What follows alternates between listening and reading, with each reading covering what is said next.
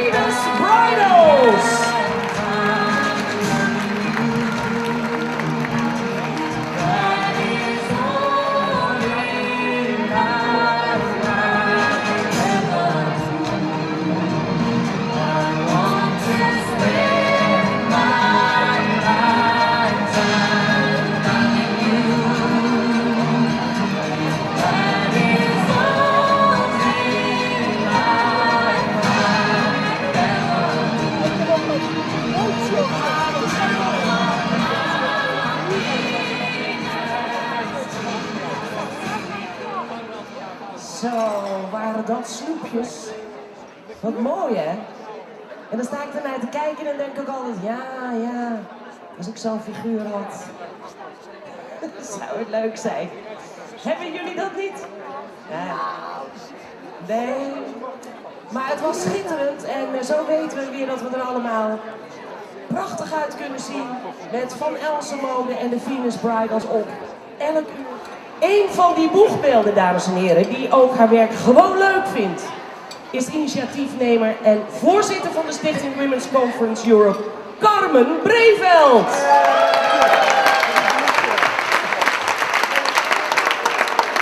Carmen, mijn schat, een even om het gordijntje heen. Ja, zo lang klappen ze niet voor je, hè? Dat is nou weer jammer. Dat wordt nog een heel gedoe vanavond, dames en heren. Daarom heb ik gevraagd of ze hier een trappetje neer willen zetten. Dus degene die van achteren komen, stel dat je op het podium wordt gevraagd. Ga langs deze kant. Ah, daar is ze! Carmen Breveld. Oh, wat ziet ze er mooi uit, hè? Je ziet er... En je platte schoenen aan, schat. Oh, dan kan je lekker dansen. Dat is mooi. De dansschoentjes erbij aan. Over de outfit die van Elsen is. Daar gaan we vanavond... Daar is... Oh, dat is een nice touch. Daar gaan we vanavond nog veel meer van zien, dus daar gaan we het niet uitgebreid over hebben. Carmen, wanneer is het idee voor de Women's Conference ontstaan? Eigenlijk eind vorig jaar november. Toen kregen wij beelden binnen van de Women's Conference Amerika die hier geweest was. En toen zagen we dat zij de 9e editie hadden en er waren 30.000 vrouwen geweest. En er was een 3-daagse conferentie.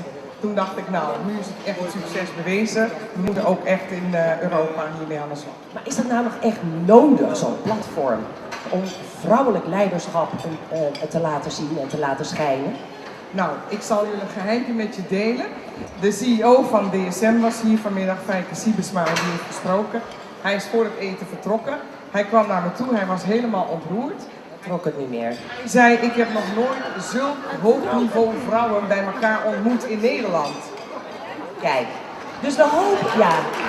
Dus wat we eigenlijk hopen, is dat je op dergelijk platform over 10 jaar, neemt er niet eens over na. Dan kiezen de manager van het jaar, of dan kiezen de ondernemer van het jaar. En of die nou een man is of vrouw, of wat voor kleur, maakt niet uit. Dat hoort één prijs te zijn. Het gaat over leiderschap. Ja, maar ik vind wel dat we onze vrouwen zichtbaar moeten blijven maken. En als we de awards in stand houden en het feest, dan vind ik het prima. Okay, dan houden we het gewoon aan vanwege het feestje.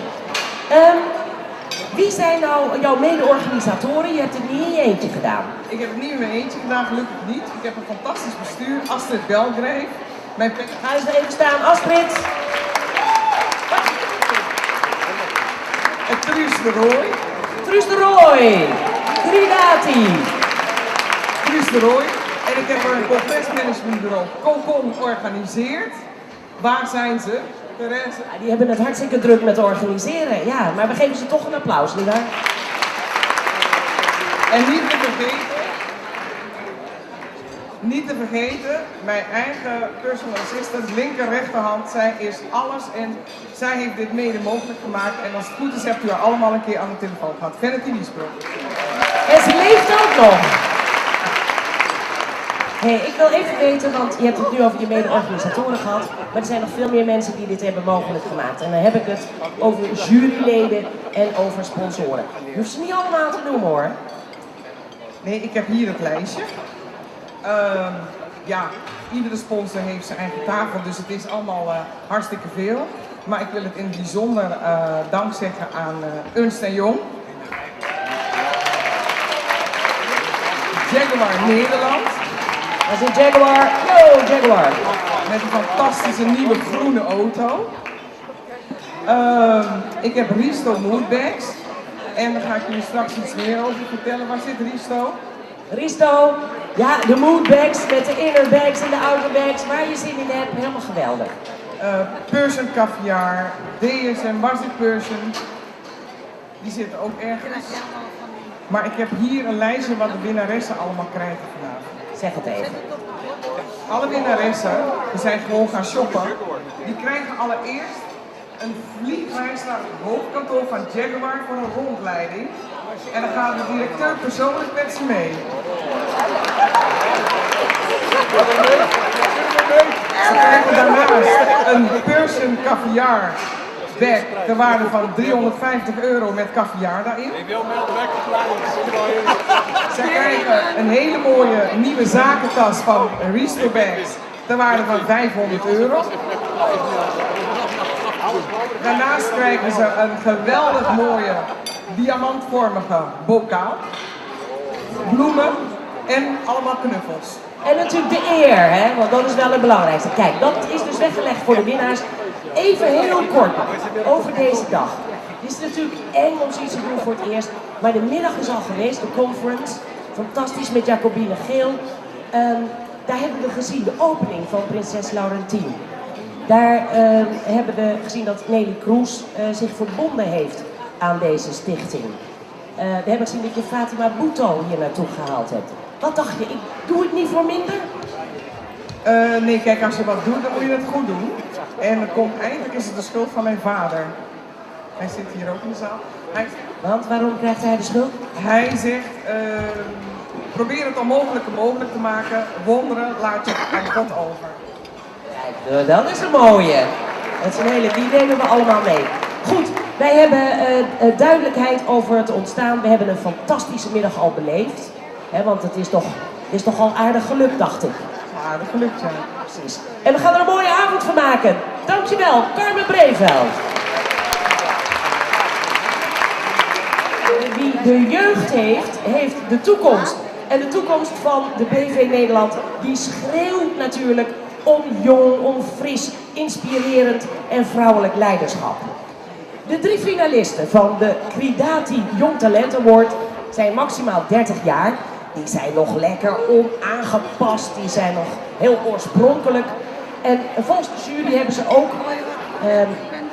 helemaal nog de potentie om die oorspronkelijkheid te behouden wanneer ze hogerop komen in het bedrijfsleven. Die 3 finalisten zijn Joanne Essers van Essent, Meerte Scheenjes van ABN AMRO en Yveske Patidaal van Read Business. En in het volgende filmpje gaan zij zich aan u voorstellen.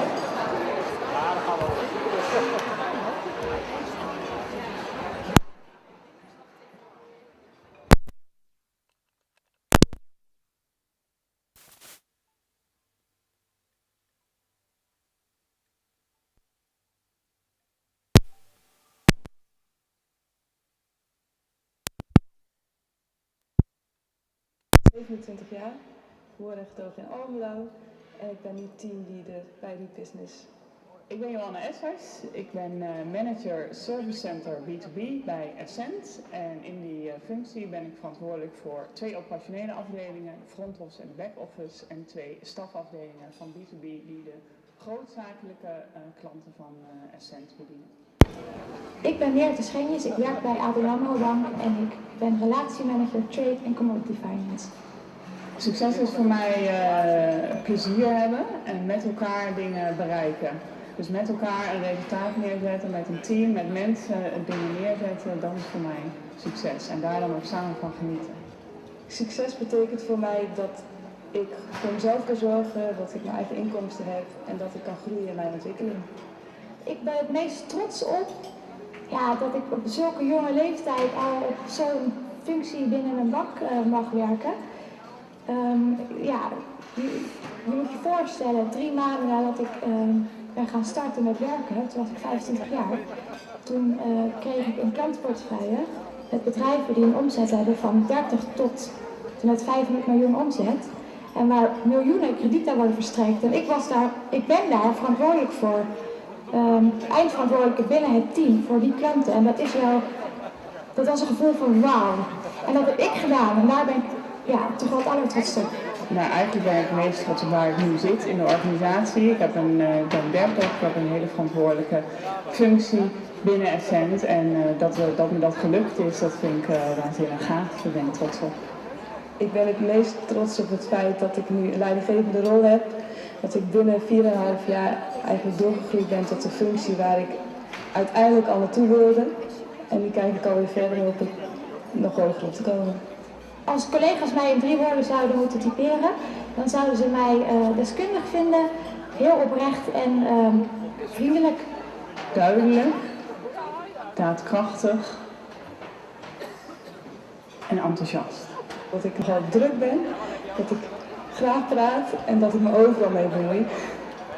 Ja, mijn ambitie is, ik heb heel erg veel verschillende dromen. Ik heb zakelijk gezien is mijn ambitie om gewoon door te gaan groeien binnen een grote bank.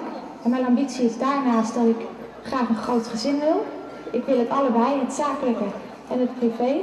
En ik speel sinds een jaar viool. En mijn droom is om echt wel een goede violist te worden en tenminste een keer een concert te geven. Mijn ambitie is uiteindelijk om nog verder door te groeien. En ik heb gezegd ik wil de nieuwe Jurgen Grossman worden. De baas van RWE. Nou, nu wordt dat Peter Perium, die is de huidige baas van Ascent. En uiteindelijk wil ik wel op zijn plek terechtkomen. Mijn droom is om uiteindelijk naar het buitenland te gaan, daar een eigen bestaan op te zetten. En gelukkig te worden met een eigen gezin samen met mijn vriend.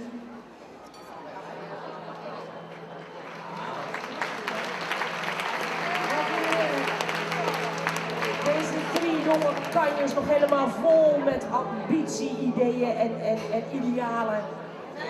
Jonge honden, ja, reuzen zijn het dan in dit geval natuurlijk. Hè. Maar klinkt niet zo fijn. Nee. Voor de bekendmaking van de winnaar van de Cridati Jong Talent Trofee is hier de voorzitter van de jury van deze categorie, Els van Noorden.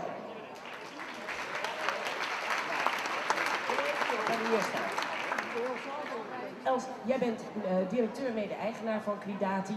Jullie ontdekken, ontwikkelen en plaatsen zakelijk talent.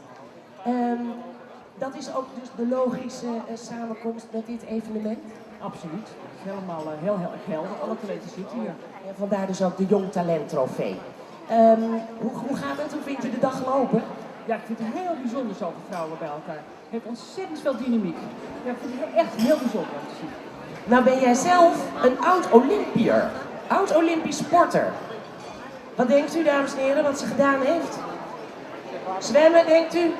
Nee, dan kan je ze roeien. Kom je daar naar bij? Nog een gokje. Rennen, hardlopen, kogelstoten, dames en heren. Ja, en dan verwacht je natuurlijk zo'n enorme brede. Ja, hier. Kan je het nog? Nee hoor. Maar je begeleidt ook nog wel sporters. Voor wat betreft hun mentale weerbaarheid, heb ik begrepen. Nou, in de vrije tijd begeleid ik een atletiekclub in Amsterdam. Naar gewoon medailles op finale niveau, gouden medailles, records, wereldjeugdniveau. Leuk. En in dat opzicht hebben de mensen van Cridati natuurlijk ook wat aan je. Goed, we gaan kijken naar deze 3 mooie kandidaten. Wat de jury aan criteria voor zichzelf heeft opgelegd. Wat moesten ze zijn? Onder de 30 geloof ik? Ja, tot en met 30. En ik wil heel even graag zeggen dat de jury bestaat uit Martijn Tubberger, directeur Almata Jeugdzorg, en professor Liedewij van der Sluis, die helaas niet kon zijn vanwege privéomstandigheden. Zij is strategisch talentmanager bij Nijenrode. Oké. Het is een klassenjury. Het is een klassenjury, vindt u ook niet? Ja, zeker.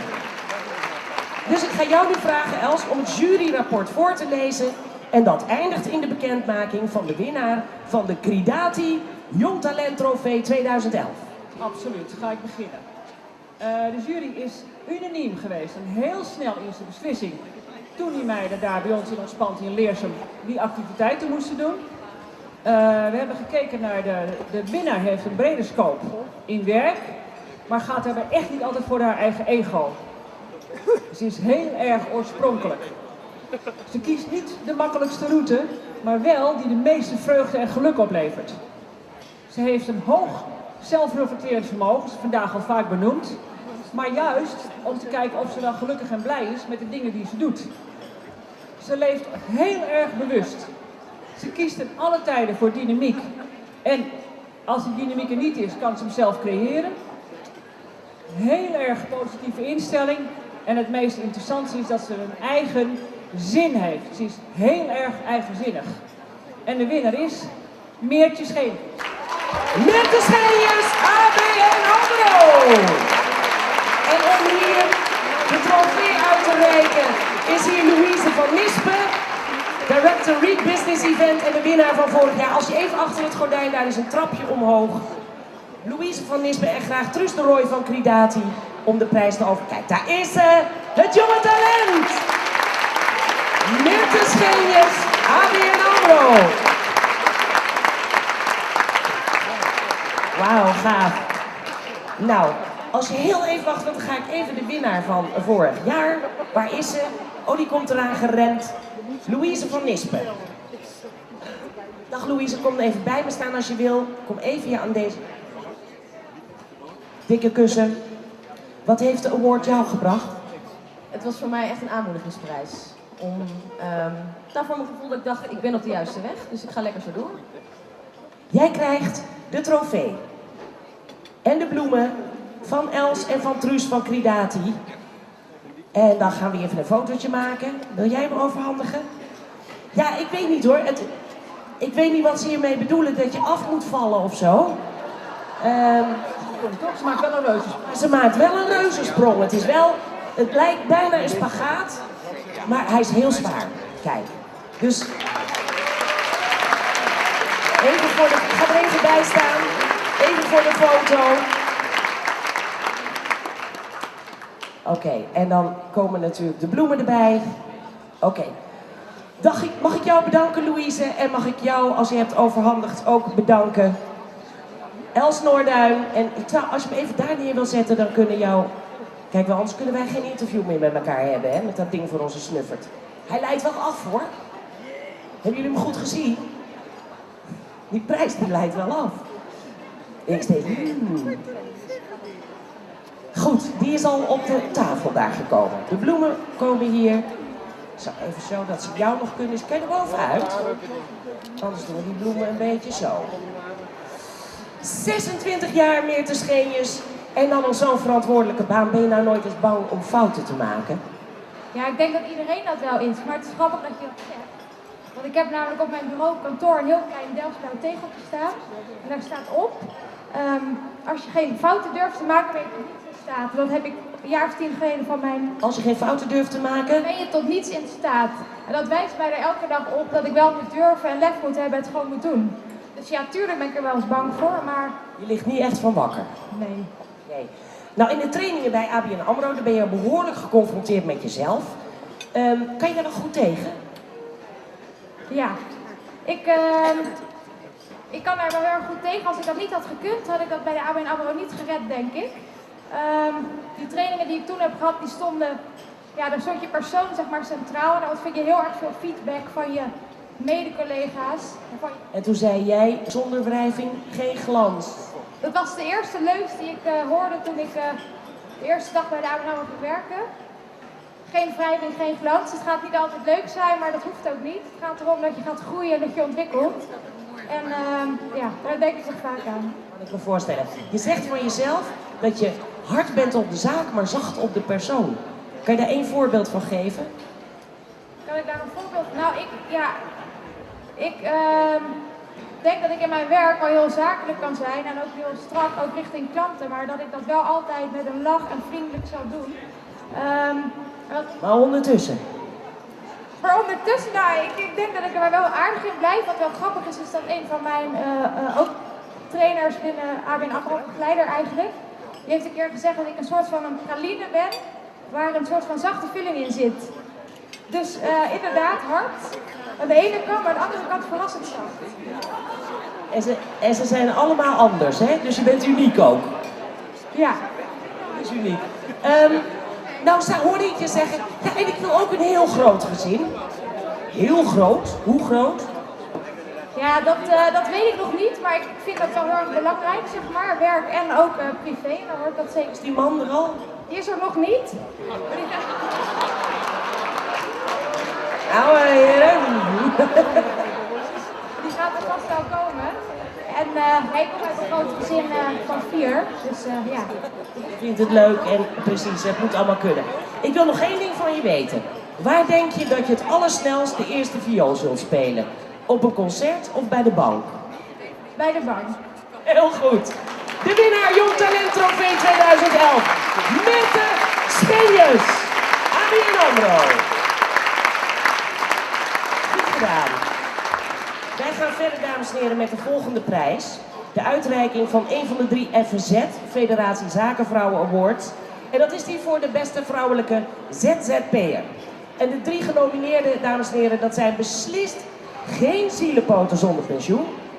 Nee, dat zijn briljante, zelfstandige vrouwen die wellicht hun ergste vijanden veel personeel toewensen. Dat zal het zijn, denk ik.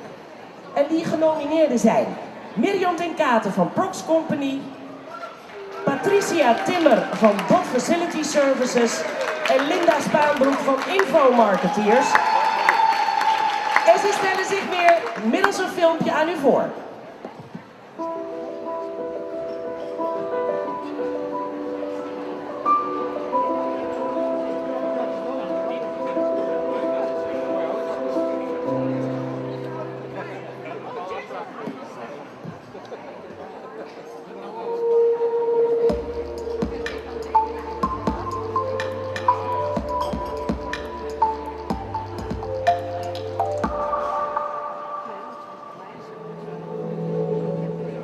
Ik ben Patricia van Bokkenbeek Timmer, getrouwd met Timmer. Het bedrijf heet Dot Facility Service en we zitten in Leukeren en we doen service en installatie van kantoren in Zuid-Leukeren. Ik ben Linda Spaanbroek van www.infomarketeers.nl en ik help andere ZZP'ers om met minder moeite meer klanten te krijgen. En behalve ZZP'er zelf ben ik ook moeder van Pauline en Thomas. Mijn naam is Mirjam ten Katen en ik ben eigenaar van Prox Company Diversiteitsmanagement. Succes betekent voor mij vooral je passie kunnen volgen, je passie kunnen uitleven en daar een goed lopend bedrijf mee kunnen hebben, zodat je in je levensonderhoud kunt voorzien op de manier die past bij de levensstijl die jij graag voor jezelf wilt creëren. Nou, succes betekent eigenlijk dat ik mijn werk kan doen met passie. Veel plezier in kunnen beleven. En ja, dat we er eigenlijk gewoon een leuke invulling aan kunnen geven in het leven ervan. Succes betekent voor mij dat je ambitieuze doelen stelt en dat je die ook behaalt en dat je geniet van wat je doet. Ondernemen is voor mij vooral het uitbuiten van je talent, voortdurend groeien, hele steile leercurve en ja, toch vaak ook het uiterste uit jezelf halen. Ondernemen betekent mijn eigen persoonlijkheid en mijn eigen ontwikkeling, dat die groeit. Dat betekent ondernemen voor mij. Ondernemen is steeds weer nieuwe dingen uitproberen en ook het resultaat zien van je activiteiten. De beste raad die ik jonge ondernemers zou willen geven is om echt heel erg goed ernaar te kijken dat natuurlijk je passie heel erg belangrijk is. Natuurlijk moet je ondernemen vanuit je passie, maar alleen passie is niet genoeg. En kijk alsjeblieft naar of er in de markt ruimte is, of er een probleem is, laat ik het zo zeggen, of er een probleem is dat door klanten, door potentiële klanten ervaren wordt en dat met jouw passie, dat jij met jouw passie kunt oplossen. Maar die probleemoplossing moet er altijd zijn. De beste raad die ik jonge ondernemers zou willen geven is plan je zaken goed. Kijk wat je wil ondernemen, of het haalbaar is, of het reëel is, ook in deze tijd. En als je die keuze hebt gemaakt dat je denkt dat het echt een goede kans van slagen zou hebben. Mijn raad aan jonge ondernemers is blijf jezelf, maar laat wel de beste versie van jezelf zien. Er zijn in mijn ogen een aantal dingen die maken dat een ondernemer succesvol is, of wat hem in mijn ogen succesvol maakt. Dat is doorzettingsvermogen, de mogelijkheid om kansen te zien waar andere mensen die niet zien. Een goede balans tussen werk en privé. En een hoge kwaliteit van dienstverlening die in lijn is met je eigen authenticiteit en je eigen waarden en normen. Openheid, eerlijkheid, transparantie en hard werken. Of een ondernemer succesvol is, wordt bepaald of hij vasthoudend is in zijn doel. Of hij echt doorbijt en vasthoudt om zijn doel te bereiken.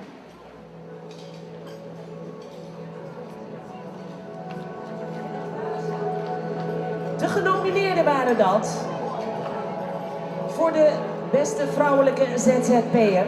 En om straks bekend te gaan maken wie de winnaar is van die award, zou ik graag hier hebben de voorzitter van de jury van de ZZPFZ Award. Zij is lid van de Raad van Bestuur van Ernst & Young, Bea Haring.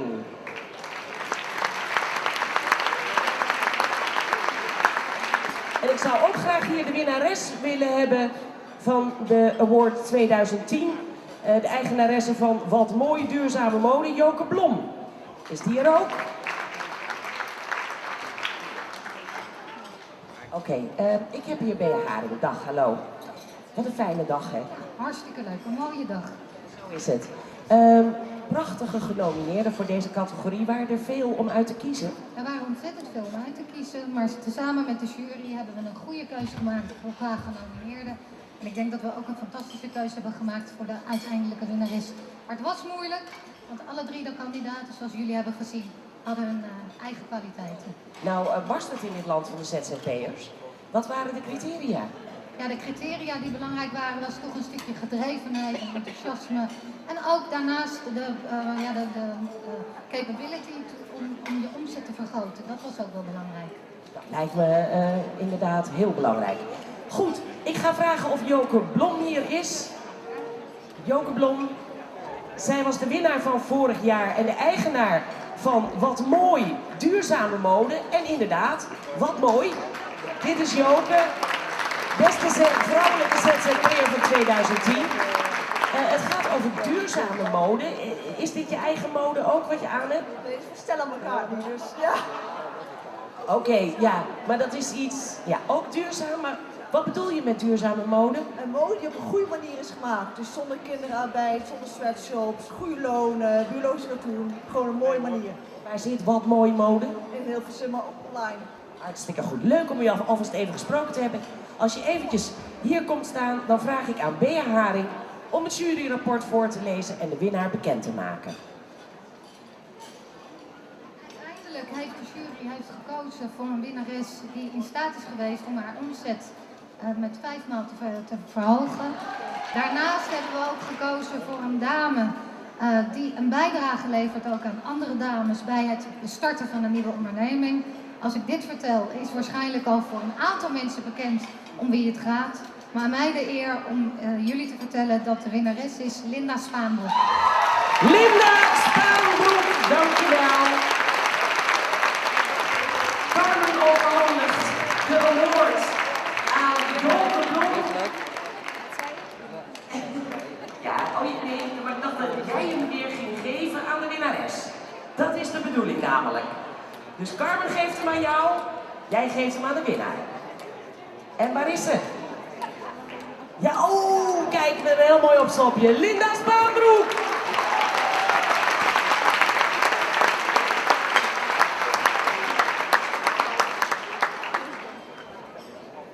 Linda Spaanbroek van Info Marketeers. Ik ga zo even met haar praten, maar ze krijgt eerst deze prachtige trofee.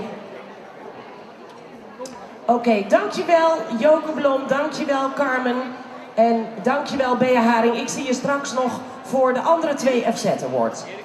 En mag ik jou even vragen om hier te komen zitten? Linda Spaanbroek, Info Marketeers. En wat doen die dan? Nou, voorlopig moet ze even bijkomen. Wat mijn bedrijf doet, bedoel je? Ik help andere ZZP'ers die moeite hebben met het krijgen van voldoende klanten voor hun dienstverlening. Om op een relatief makkelijke manier, dus zoals ik het altijd graag zeg, met minder moeite meer klanten te krijgen. Dat is makkelijker gezegd dan gedaan. Even als eerste, waar lopen ZZP'ers nou het meest tegenaan? Nou, voor mij is het makkelijker om de vraag te beantwoorden wat de fout is die het vaakst gemaakt wordt. En die hoorde je me eigenlijk in het filmpje al een beetje noemen. Heel veel mensen starten vanuit hun passie en zien dat er ergens een oplossing voor moet komen. Maar vergeten zich af te vragen of degene die die oplossing moet kopen, die oplossing ook wel wil. Dus dat is een van de eerste dingen waar ik met mensen altijd mee aan de slag ga. Ze gaan dingen oplossen waarvan mensen zich niet bewust zijn dat het een probleem is. En als je niet weet dat het een probleem is, wil je er niet voor betalen. Maar jij hebt er een speciaal systeem voor. En dat was het vliegwiel marketing systeem? Klopt, dat klopt. Ik heb op basis van wat ik geleerd heb in Amerika en Engeland, dat heb ik zelf toegepast in de Nederlandse markt. Met mijn eerste bedrijf en vervolgens ook met infomarketeers. En dat wat werkte in Nederland heb ik behouden, wat niet werkt heb ik laten vallen. En dat heb ik samengevoegd tot het vliegwiel marketing systeem. En het heeft die naam, omdat het eigenlijk net werkt als een vliegwiel. Het kost vrij veel energie om het op gang te brengen. Maar draait het eenmaal, dan kun je eigenlijk met heel veel gemak de klantenstroom op je af laten komen. Nou, dat klinkt heerlijk. En je hebt kennelijk zelf ook dat effect, want je biedt ook nog werk aan 6 andere ZZP'ers. Ja, dat klopt. Ja. Een aantal mensen die voor mij een deel van de begeleiding van groepen doen. En ik heb een aantal mensen die voor mij natuurlijk de website doen, maar ook assistentes die mij ondersteunen bij het meer administratieve werk, zodat ik me kan concentreren op het creatieve werk en het werken met mijn klanten. En wil je nou uiteindelijk altijd lekker ZZP'er blijven, omdat het gewoon lekker is om geen eigen personeel te hebben? Of zeg je, nou als het echt gaat expanderen, dat bedrijf, dan zal ik toch mensen moeten aannemen? Nou, ik weet van voorbeelden uit het buitenland dat het niet nodig is om mensen aan te nemen. Maar ik zou me voor kunnen stellen dat ik het op enig moment misschien graag zou willen. Omdat er mensen zijn die je gewoon toch graag bij je houdt. Die je misschien voor jezelf alleen wilt. Ik heb nu mijn rechterhand, Mira, die er ook is. Ja, die wil ik eigenlijk heel graag bij me houden, maar ze heeft ook andere klanten. Dus dat zou op termijn misschien wel kunnen. Ja. Of toch dan gewoon in een samenwerkingsverband? Dat zou ook kunnen. Het is geen specifieke ambitie om niet meer ZZP'er te zijn, want ik vind het erg leuk en ik vind de vrijheid erg fijn. Nou, en je kan nog meer genieten van vrijheid, van werken, van alles. Want je bent de winnares geworden van de ZZPFZ Award. Gefeliciteerd, Linda Spaanbroek. Ja, dames en heren. Kijk, nog één fotootje. Ik weet niet of u het gezien hebt, ik wel. En toen stond ze daar ineens. Ze stond daar voor de jury van Holland's Got Talent. Het was een hele kleine, haal dit er maar even uit hoor, dit dingetje. Een hele kleine, frêle Chinese vrouw, ze was pas 15 jaar in Nederland. En ze had een dijk van een stem. En ze schopte het tot de halve finale, waarin ze iedereen werkelijk kippenvel bezorgde met het duet dat ze zong met de winnaar van het jaar daarvoor. En dat was Martin Hurkens en ze zongen samen O Sole Mio. Dat gaat ze straks als tweede ook zingen. Maar ze begint met het prachtige nummer China's Great Stage. Hier is Zhao Lanji.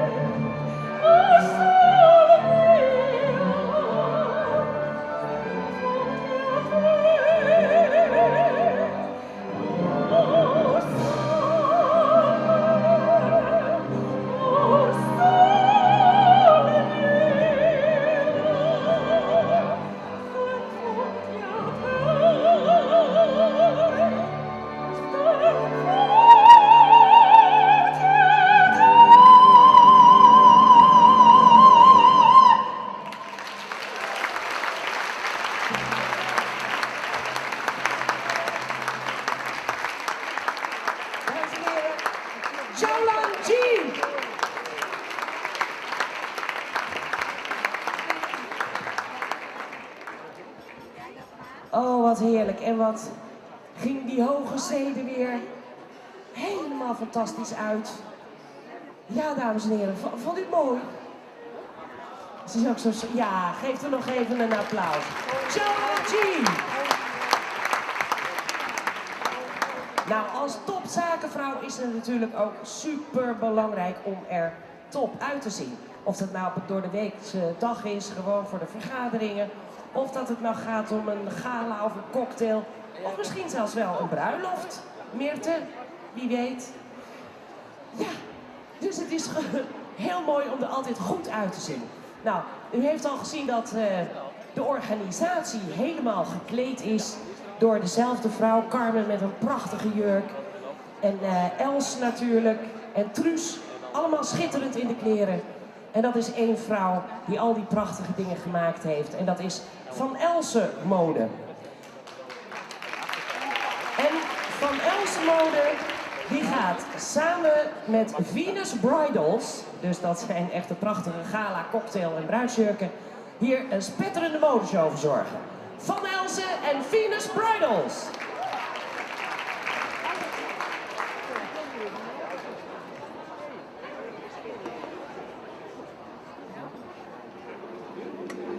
Beautiful girls all over the world.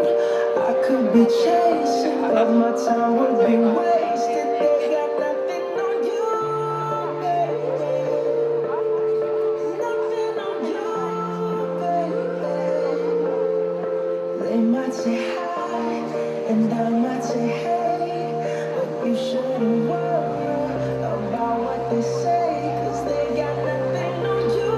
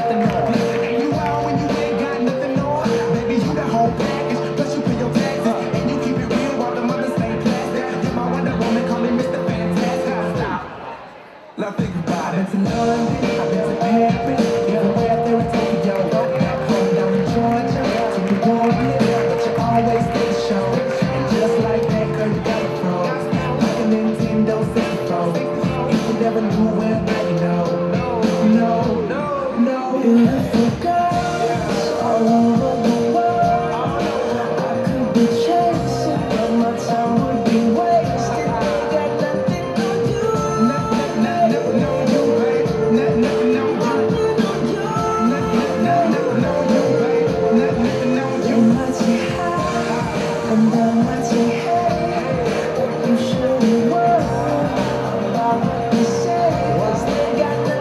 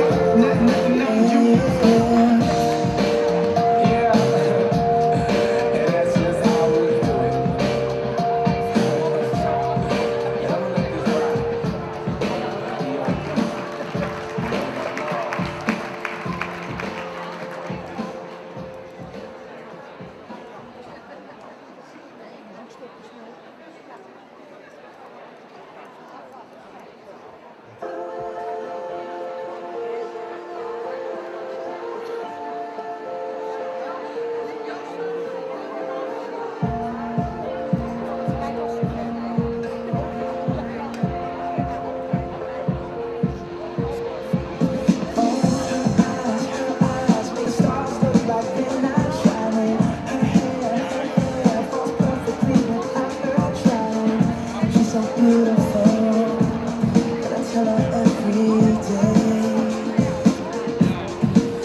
Yeah, I know, when I compliment her, she won't believe me. And it's so sad to think that she don't see what I see. But every time she asks me, do I look okay? I say, when I see your face, there's not a thing that I would change. 'Cause you're amazing, just the way you are. And when you smile, the whole world stops and stares for a while. 'Cause girl, you're amazing, just the way you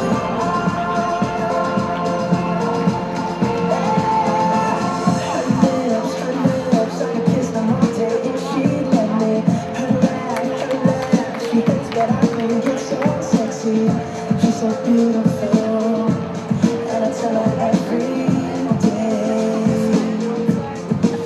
Oh, you know, I never ask you to change. If perfect's what you're searching for, then just stay the same. So don't even bother asking if you look okay. You know I say,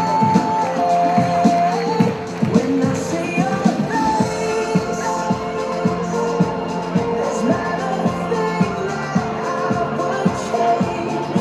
'Cause you're amazing, just the way you are. And when you smile, the whole world stops and stares for a while. 'Cause girl, you're amazing, just the way you are. The way you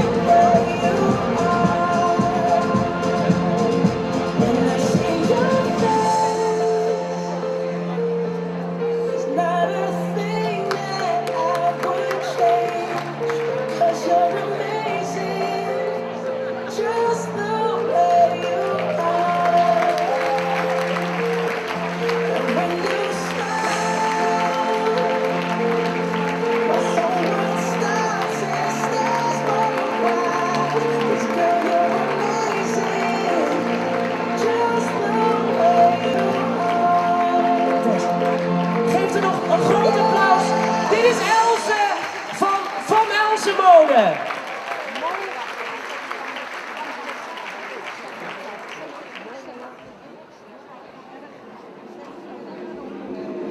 Beautiful girls. Om vrouwelijk leiderschap te laten zien en te laten schijnen. Nou, ik zal een geheimje met je delen. De CEO van DSM was hier vanmiddag, Fijke Siebesma, heeft gesproken. Hij is voor het eten vertrokken. Hij kwam naar me toe, hij was helemaal ontroerd. Trok het niet meer. Zei, ik heb nog nooit zulk hoog niveau vrouwen bij elkaar ontmoet in Nederland. Kijk, dus we hopen, ja. Dus wat we eigenlijk hopen, is dat je een dergelijk platform over 10 jaar, denk je er niet eens meer over na. Dan kies je de manager van het jaar, of dan kies je de ondernemer van het jaar. En of die nou man is of vrouw, of wat voor kleur, maakt niet uit. Dat hoort één prijs te zijn. Het gaat over leiderschap. Ja, maar ik vind wel dat we onze vrouwen zichtbaar moeten blijven maken. En als we de awards in stand houden en het feest, dan vind ik het... Dan houden we het gewoon aan vanwege het feestje. Wie zijn nou jouw mede-organisatoren? Je hebt het niet in je eentje gedaan. Ik heb het niet in mijn eentje gedaan, gelukkig niet. Ik heb een fantastisch bestuur, Astrid Belgreef. Ga eens even staan, Astrid. En Truus de Rooij. Truus de Rooij. Trinidati. Truus de Rooij. En ik heb een congresmanagementbureau, COCOM, georganiseerd. Waar zijn ze? Therese? Ja, die hebben het hartstikke druk met organiseren. Ja, maar we geven ze toch een applaus, nietwaar? En niet te vergeten, niet te vergeten, mijn eigen personal assistant, linker rechterhand, zij is alles en zij heeft dit mede mogelijk gemaakt. En als het goed is, hebt u haar allemaal een keer aan de telefoon gehad. Vanity Wiesburg. En ze leeft ook nog. Hey, ik wil even weten, want je hebt het nu over je mede-organisatoren gehad, maar er zijn nog veel meer mensen die dit hebben mogelijk gemaakt. En dan heb ik het over juryleden en over sponsoren. Je hoeft ze niet allemaal te noemen hoor. Nee, ik heb hier het lijstje. Ja, iedere sponsor heeft zijn eigen tafel, dus het is allemaal hartstikke veel. Maar ik wil het in het bijzonder dank zeggen aan Ernst & Young, Jaguar Nederland. Dat is een Jaguar. Yo, Jaguar. Met een fantastische nieuwe groene auto. Ik heb Risto Moodbags. En daar ga ik jullie straks iets meer over vertellen. Waar zit Risto? Risto, ja, de moodbags met de inner bags en de outer bags, waar je zin in hebt, helemaal geweldig. Persian Caviar, DSM, waar zit Persian? Die zitten ook ergens. Maar ik heb hier een lijstje wat de winnaressen allemaal krijgen vanavond. Zeg het even. Alle winnaressen, we zijn gewoon gaan shoppen, die krijgen allereerst een vliegreis naar het hoofdkantoor van Jaguar voor een rondleiding. En dan gaat de directeur persoonlijk met ze mee. Ze krijgen daarnaast een Persian Caviar bag ter waarde van €350 met caviar daarin. Zij krijgen een hele mooie nieuwe zakentas van Risto Bags ter waarde van €500. Daarnaast krijgen ze een geweldig mooie diamantvormige bokaal, bloemen en allemaal knuffels. En natuurlijk de eer, hè? Want dat is wel het belangrijkste. Kijk, dat is dus weggelegd voor de winnaars. Even heel kort nog over deze dag. Het is natuurlijk eng om zoiets te doen voor het eerst, maar de middag is al geweest, de conference. Fantastisch met Jacobine Geel. Daar hebben we gezien de opening van Prinses Laurentine. Daar hebben we gezien dat Nelly Kroes zich verbonden heeft aan deze stichting. We hebben gezien dat je Fatima Bhutto hier naartoe gehaald hebt. Wat dacht je, ik doe het niet voor minder? Nee, kijk, als je wat doet, dan moet je het goed doen. En eigenlijk is het de schuld van mijn vader. Hij zit hier ook in de zaal. Want waarom krijgt hij de schuld? Hij zegt, probeer het onmogelijke mogelijk te maken. Wonderen laat je aan God over. Kijk, dat is een mooie. Dat is een hele, die nemen we allemaal mee. Goed, wij hebben duidelijkheid over het ontstaan. We hebben een fantastische middag al beleefd. Hè, want het is toch al aardig gelukt, dacht ik. Het is wel aardig gelukt, ja. Precies. En we gaan er een mooie avond van maken. Dankjewel, Carmen Breveld. En we gaan door, dames en heren, met de laatste 3 awards van deze avond. MKB FZ, Vrouwelijke Topmanager en Internationaal. En we beginnen met de beste vrouwelijke ondernemer in het midden- en kleinbedrijf. En de 3 finalisten zijn Danielle Kleiheeg van Eye for Talent, de schreeuwers, Marlotte Lubbers van Sis Media, oftewel Kids Vakantiegids, en Angelique Paulussen van Montesquieu Finance. En zij introduceren zichzelf even in het volgende filmpje.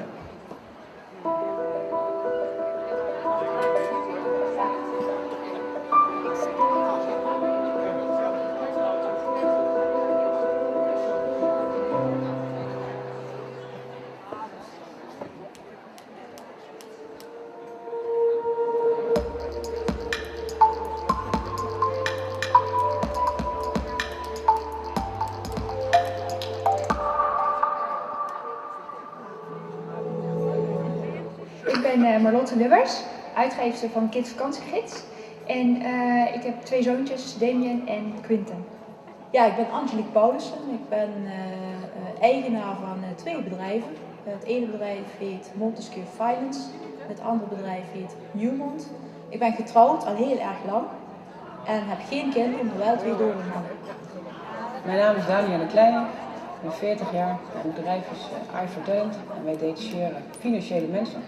Ik ben woonachtig in Leidschendam, vlakbij Den Haag. En daar woon ik eigenlijk al bijna mijn hele leven. Succes betekent voor mij dat ik dingen kan doen die ik leuk vind op de manier zoals ik die graag zou willen doen. En dat je respect krijgt van je omgeving daarvoor. Succes betekent voor mij dat ik blij ben met hetgeen wat ik doe. En dat ik ook met name trots kan zijn op watgene wat ik heb bereikt. Ondernemen betekent voor mij een stukje vrijheid en ook een stukje uitdaging. Ondernemen is de uitdaging zoeken in het spel van het voeren van een bedrijf, of van meerdere bedrijven in mijn geval. Ondernemen betekent voor mij vrijheid, zelfstandigheid en doen wat ik zelf graag wil. Nou, het moeilijkste wat ik ooit heb gedaan is denk ik wel kinderen opvoeden en een bedrijf uitbouwen tegelijkertijd. Het moeilijkste wat ik heb gedaan is, of wat ik nog steeds vind, is mensen ontslaan. Het moeilijkste wat ik heb gedaan is vrij recentelijk geweest, dus dat ik toch een aantal mensen heb moeten ontslaan waar je toch al jaren mee samenwerkt. En dat is een soort snijden in je eigen vlees en dat is best moeilijk. De beste raad die ik een jong ondernemer mee kan geven is echt doorzetten, ongeacht wat je omgeving ervan vindt. Dus als je je eigen idealen nastreeft, dan moet het volgens mij lukken. De beste raad die ik jonge ondernemers zou willen geven is blijf vooral bij jezelf. En luister dus heel erg goed naar je gevoel en wat je wilt doen. De beste raad die ik jonge ondernemers zou willen geven, die heb ik afgelopen week gegeven, want ik heb meegedaan in het Limburgse Dragons Den.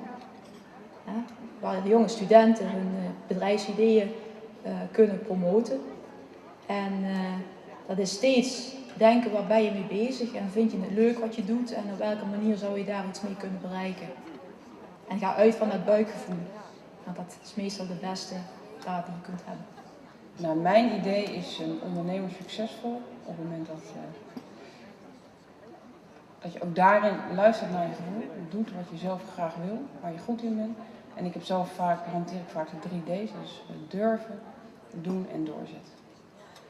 Ik denk een stukje doorzettingsvermogen. Dat bepalend is voor een ondernemer of ze wel of niet succesvol is. Zijn drive bepaalt of een ondernemer succesvol is. Ik denk dat we over 10 jaar dat het ondernemersklimaat sowieso ook wel verandert. Dus dat er ook veel meer vrouwen zeg maar, in hogere topfuncties zullen zitten. Omdat je langzaam merkt dat daar wel een verschuiving in zit. En daarnaast denk ik dat de online markt gewoon steeds groter wordt. En dat we ons daar steeds meer op zullen richten, zakelijk gezien.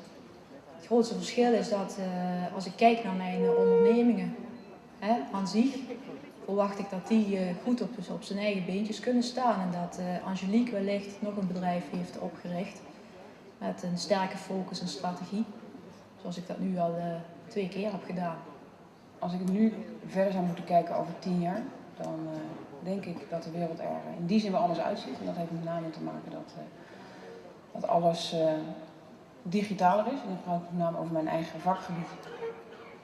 Waarin je gewoon ziet dat alles gewoon wordt geautomatiseerd, gedigitaliseerd. Mensen is harder, rationeler. Ik denk dat zie ik wel veranderen.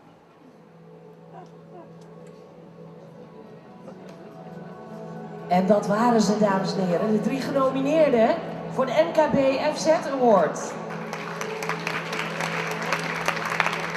Ik wil heel graag hier hebben de voorzitter van de jury, Bea Haring. En ik wil ook heel graag Carmen hier hebben, want de winnares van 2010 van de MKB FZ Award is Elfie Nelissen van Nelissen Ingenieursbureau. En die is niet aanwezig, die kan hier niet zijn. Dus Carmen zal de honneurs waarnemen en de prijs uitreiken. Ze is er wel, Elfie is er wel. Waar is Elfie dan? Nou, dan moet ze gauw hier komen. Wat grappig, ik kreeg toch te horen dat je er niet was. Elfie Nelissen, de winnares van vorig jaar. Hallo. Dank. Hi. Eventjes aan Bea vragen de criteria bij deze categorie. Belangrijke criteria bij deze categorie is een financiële. Dat is met name dat het omzet moet liggen tussen 500.000 en 2 miljoen. Daarnaast natuurlijk ambitie om uit te bouwen. En ook voldoende groeipotentie in de toekomst. En dat was bij jou, Elfie, allemaal gelukt. Hoe gaat het nu met je ingenieursbureau? Heel goed nog steeds, alleen dankzij alle publiciteit die ik heb gehad, heb ik nu een hele andere functie ook. Ja. Andere functie? Leg uit. Ja, ik ben decaan geworden van de faculteit bouwkunde aan de TU in Eindhoven. Dus... Dat is ook niet verkeerd, toch? Nee. Maar het bedrijf bestaat nog. Absoluut, ja zeker. Ik ben nu nog steeds directeur van het ingenieursbureau. Maar de dagelijkse leiding doen andere mensen op dit moment. Dus door de publiciteit ben je eigenlijk geselecteerd voor iets heel anders. Geweldig. Ik ga even aan de jury vragen om het juryrapport voor te lezen en bekend te maken wie de winnaar is geworden van de MKBFZ Award 2011. Ook dit keer waren we blij verrast met de 3 kandidaten zoals we die hadden. We hebben gekozen voor een dame met een organisatie die groei laat zien, ambities en ook volkomen onafhankelijk is. Het is overigens ook een bedrijf die met name zich nog toch voordoet in een omgeving wat een mannenomgeving is. Ook dat hebben we meegewogen. Het bedrijf heeft ook 10 werknemers. Ik kan vermelden dat de winnaar is Angelique Paulussen van Montesquieu Finance. Montesquieu Finance, Angelique Paulussen. Waar is ze? Oh, je gaat niet eerst de hele tafel feliciteren, hè? Eerst hier komen. Ja. Oh, en eerst nog op de foto. Kom. De winnares! Gefeliciteerd! Kijk, en daar is de winnares van vorig jaar. Kom een beetje in midden voor staan voor die overhandiging, hè? Dan krijg je een beter plaatje mee. Kom even hier staan. Kijk, in het zonlicht en de spotlights. Zonlicht niet echt. Kus. En dan komt die award.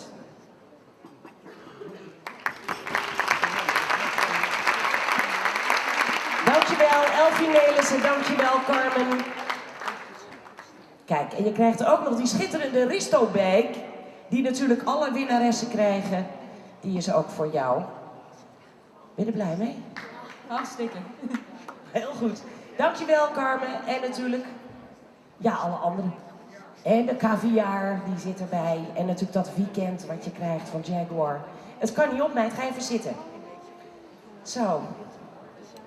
Ik zal me niet vragen waar je vandaan komt. Geen idee, hè? Nee. Wat doet Montesquieu Finance? Montesquieu Finance helpt bedrijven en instellingen bij het ophalen van de financieringen en het indekken van risico's die daarmee gepaard gaan. Het is natuurlijk in deze tijd, in deze crisistijd, bijzonder moeilijk om dat in veel gevallen voor elkaar te krijgen, maar daar gaan we voor. En heb je dan ook te maken met mensen zoals Meerte? Absoluut. Ja, ik denk, leg het verbandje vast even, hè? En dat moet je nooit zeggen met zoveel vrouwen in de zaal, sorry. Montesquieu Finance dus, en jij helpt mensen dus met... hoeveel medewerkers heb je? Inmiddels zijn het alweer wat meer geworden, dus we zijn nu met z'n 12 en samen met nog 2 partners. Nou zei je dat je een van de moeilijkste dingen in het hebben van een bedrijf is dat je mensen moet ontslaan. Is dat nodig geweest de afgelopen tijd? In een groeisituatie is dat per definitie niet nodig, maar niet iedereen redt het bij ons, omdat het best een moeilijke omgeving is om je staande te houden. En soms moet je dan keuzes maken als ondernemer. En die zijn heel moeilijk. Maar dan gaat het er dus niet over dat je gedwongen wordt om mensen te ontslaan, vanwege een crisis of wat ook, maar gewoon dat mensen niet voldoende functioneren op dat niveau. Ja, inderdaad, precies. En hoe doe je dat dan als je iemand ontslaat? Ja, daar gaat natuurlijk een heel traject aan vooraf. Hè? Ik bedoel, als personeelsmanager van 2 bedrijven gaat dat niet over 1 nacht ijs. Dus er wordt goed over gesproken. We gaan ook kijken hoe we mensen kunnen helpen a priori aan een nieuwe baan. En in mijn geval is dat pas 2 keer voorgekomen. En ik kan dus niet praten over ruime ervaring op dat gebied. Daar heb je gelukkig nog niet zoveel ervaring in en ik hoop dat je er ook niet heel veel in zult hoeven krijgen. Wat je al wel zei in het filmpje, viel me op. Ik ben getrouwd al heel lang en dat klonk als te lang. Nou, laatst was ik eens gaan tellen en dat is eigenlijk mijn halve leven en dat vind ik wel heel lang. En hoe lang is je halve leven? Nou, ik maak mezelf al 10 jaar wijs dat ik 29 ben, dus jullie kunnen uitrekenen. Ja, dus hoe oud was je toen je trouwde? Maar al heel lang. En je hebt 2 dobermannen. Nou, dat lijkt me ook behoorlijk bewerkelijk. Ja, die moeten goed luisteren. Is dat een beetje van lekker dat je die beesten een beetje leuk kan africhten? Ja, nou... Het is gewoon gezellig en ze zijn heel erg lief. Ze zijn heel erg lief. Ja, bij Doberman heb ik altijd het idee van, moet je een beetje vooruitkijken. Dat is absoluut niet zo. Voor mensen die van buiten komen wel, maar voor onszelf is het absoluut heel erg leuk. Ze zijn lekker waaks. Je zei, het succes wordt bepaald door je drive. Dat bleek wel toen je aan het eind zei van dat je nog wel van plan was om nog een bedrijf op te gaan zetten. Waar gaat dat over? Nou, misschien even een tussenstap. Ik heb nog een tweede bedrijf, dat heet Newmont. Dat is in 2009 de lucht in gegaan en daar richten we ons op een hele andere sector. Op pensioenfondsen en verzekeraars. En daar hebben we een innovatief concept met innovatieve software gelanceerd. In het kader van de waarderingsproblematiek die sector kent. En dat bedrijf groeit nu nog heel erg hard. Dat heeft nog een aantal jaren te gaan. Dus... Het was de reclame voor Newmont. En dan nu het derde bedrijf wat eraan ligt te komen? Ja, ik mag het niet verklappen, maar ik heb nog ooit een keer een droom om een bank te beginnen. Maar wel met een sterke focus op kredietverlening en kwaliteit. Nou, dan wordt concurrentie daar, hè? Ja, reken maar van yes. Nou, ik denk dat ze, wat ze ook doet, dat ze dat heel goed gaat doen. Hier een fantastische winnares van de MKBFZ Award. Angelique Paulussen. Oh, mensen, het wordt zo spannend nu, hè.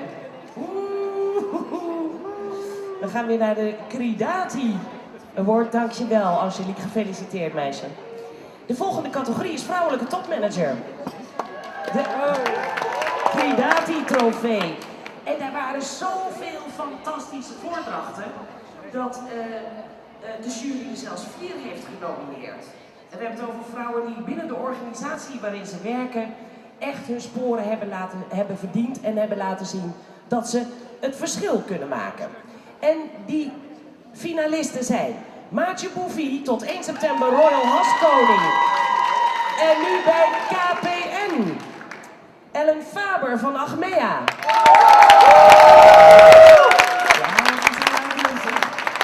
Janine Heldhuis van Monuta.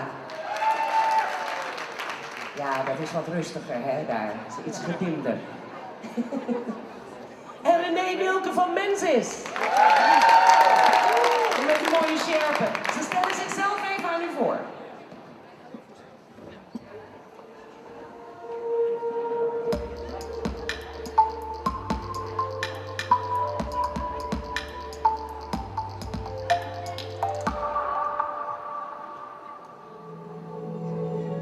Ik ben Ellen Faber. Ik ben 55 jaar oud. Ik ben een happy mens.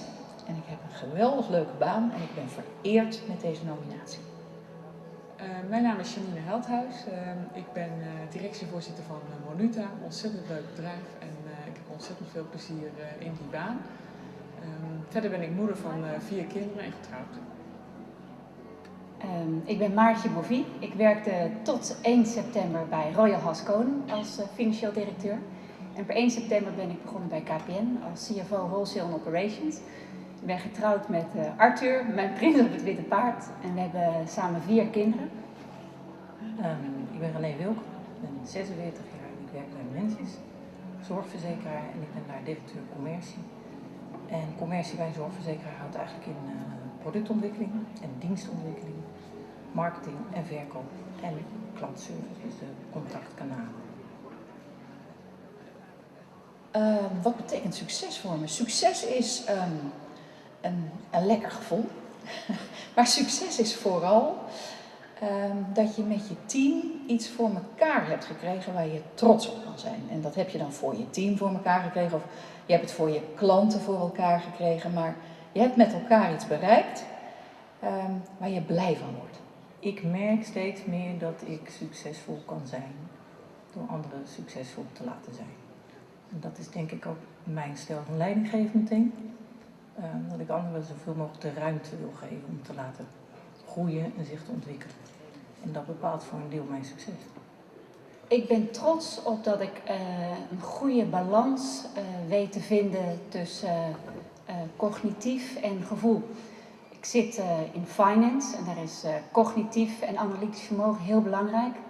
Maar juist die intuïtieve kant maakt dat ik een grote scala heb. En daar ben ik trots op, maar het geeft me ook heel veel energie. En ik denk dat ik daarom een breed persoon ben en dat maakt mij succesvol.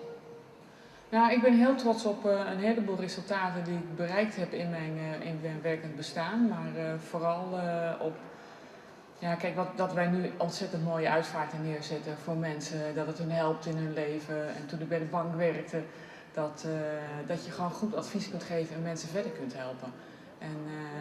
En waar ik zelf altijd ontzettend veel plezier aan beleef en wat ook vaak lukt, is om medewerkers te helpen ontwikkelen. En dan ben ik ontzettend trots, bijna als een trotse pauw, als ze dan de volgende stap kunnen zetten in hun carrière. En dat je daar dan op een of andere manier aan hebt kunnen bijdragen. Ai, het spannendste wat ik ooit heb gedaan, nou, om dat nou eens heel persoonlijk te maken, de beslissing om van mijn eerste man te scheiden. Werktechnisch is het altijd heel spannend geweest om toch weer nieuwe uitdagingen aan te gaan en je eigen stemmetje te managen. Dan kan ik dat wel, zo'n typisch vrouwenstemmetje. Ik denk dat dat met Tex Gunning was toen we op kamelen door de Wadi Rum-woestijn gingen rijden. Het spannendste wat ik ooit heb gedaan is survival in de Ardennen. En dat vond ik echt verschrikkelijk. Het moeilijkste wat ik ooit gedaan heb is te stoppen met mijn baan, terwijl ik nog geen andere baan had. Het heeft echt lang geduurd voordat ik dat überhaupt als optie in gedachten had. Dat zit toch wel in de sfeer van contrekeur toch mensen naar huis sturen omdat ze niet goed functioneren. Ik blijf dat moeilijk vinden en ik weet dat ik het moet doen. Als je afscheid moet nemen van mensen en ja, je weet dat het slecht uitkomt in de persoonlijke situatie. Je weet ook dat het goed is voor het bedrijf, maar dat vind ik altijd moeilijk. Ja, mijn buikgevoel is ontzettend belangrijk. Als dat niet goed is, ook al kan ik er rationeel geen reden erbij bedenken, dan doe ik iets niet of juist wel. Buikgevoel is de grootste leidraad die ik heb bij het nemen van beslissingen. Emotie heb ik wel. Ik heb een last van een lichaamstaal waardoor ik mijn emotie niet altijd kan verbergen. Ik probeer emotie eruit te halen. Ik denk misschien wel 60 of 70%. En vaak weet ik dat ik gelijk heb. En omdat ik analytisch sterk ben, zorg ik gewoon dat ik met de cijfers mijn buikgevoel ga onderbouwen. Het is steeds meer dat buikgevoel een rol speelt bij mijn beslissingen. In de 25 jaar dat ik nu werk, merk ik meer en meer dat ik dat doe. Terwijl toen ik net begon met werken, het vooral om ratio ging en referentiekader, wat ik ook nodig had, omdat ik dat toen ook weinig had. En nu merk ik ook dat het goed is en dat het werkt om bij mijzelf te blijven en die keuzes te maken. De beste raad die ik nou niet alleen aan jonge vrouwelijke talenten, maar ook aan oudere vrouwelijke talenten, maar ook aan mannen geef, is maak een plan voor jezelf, want anders word je deel van een plan van een ander. Zoek iets wat je echt heel leuk vindt en wat je leuk vindt, daar word je echt goed in. Blijf jezelf, doe je best en weet dat elke vrouw, in elk geval die een gezin heeft, continu de afweging heeft tussen de balans werk en privé. En dat het leven één grote balans is. Dus dat de balans de ene dag door kan slaan naar de een of de andere kant, dat is niet erg. Dat hoort bij het leven. Blijf dicht bij jezelf en probeer vooral te praten met andere mensen die dezelfde valkuilen misschien hebben gezien over hoe je ergens moet komen. Want uiteindelijk zijn die mensen hartstikke goed.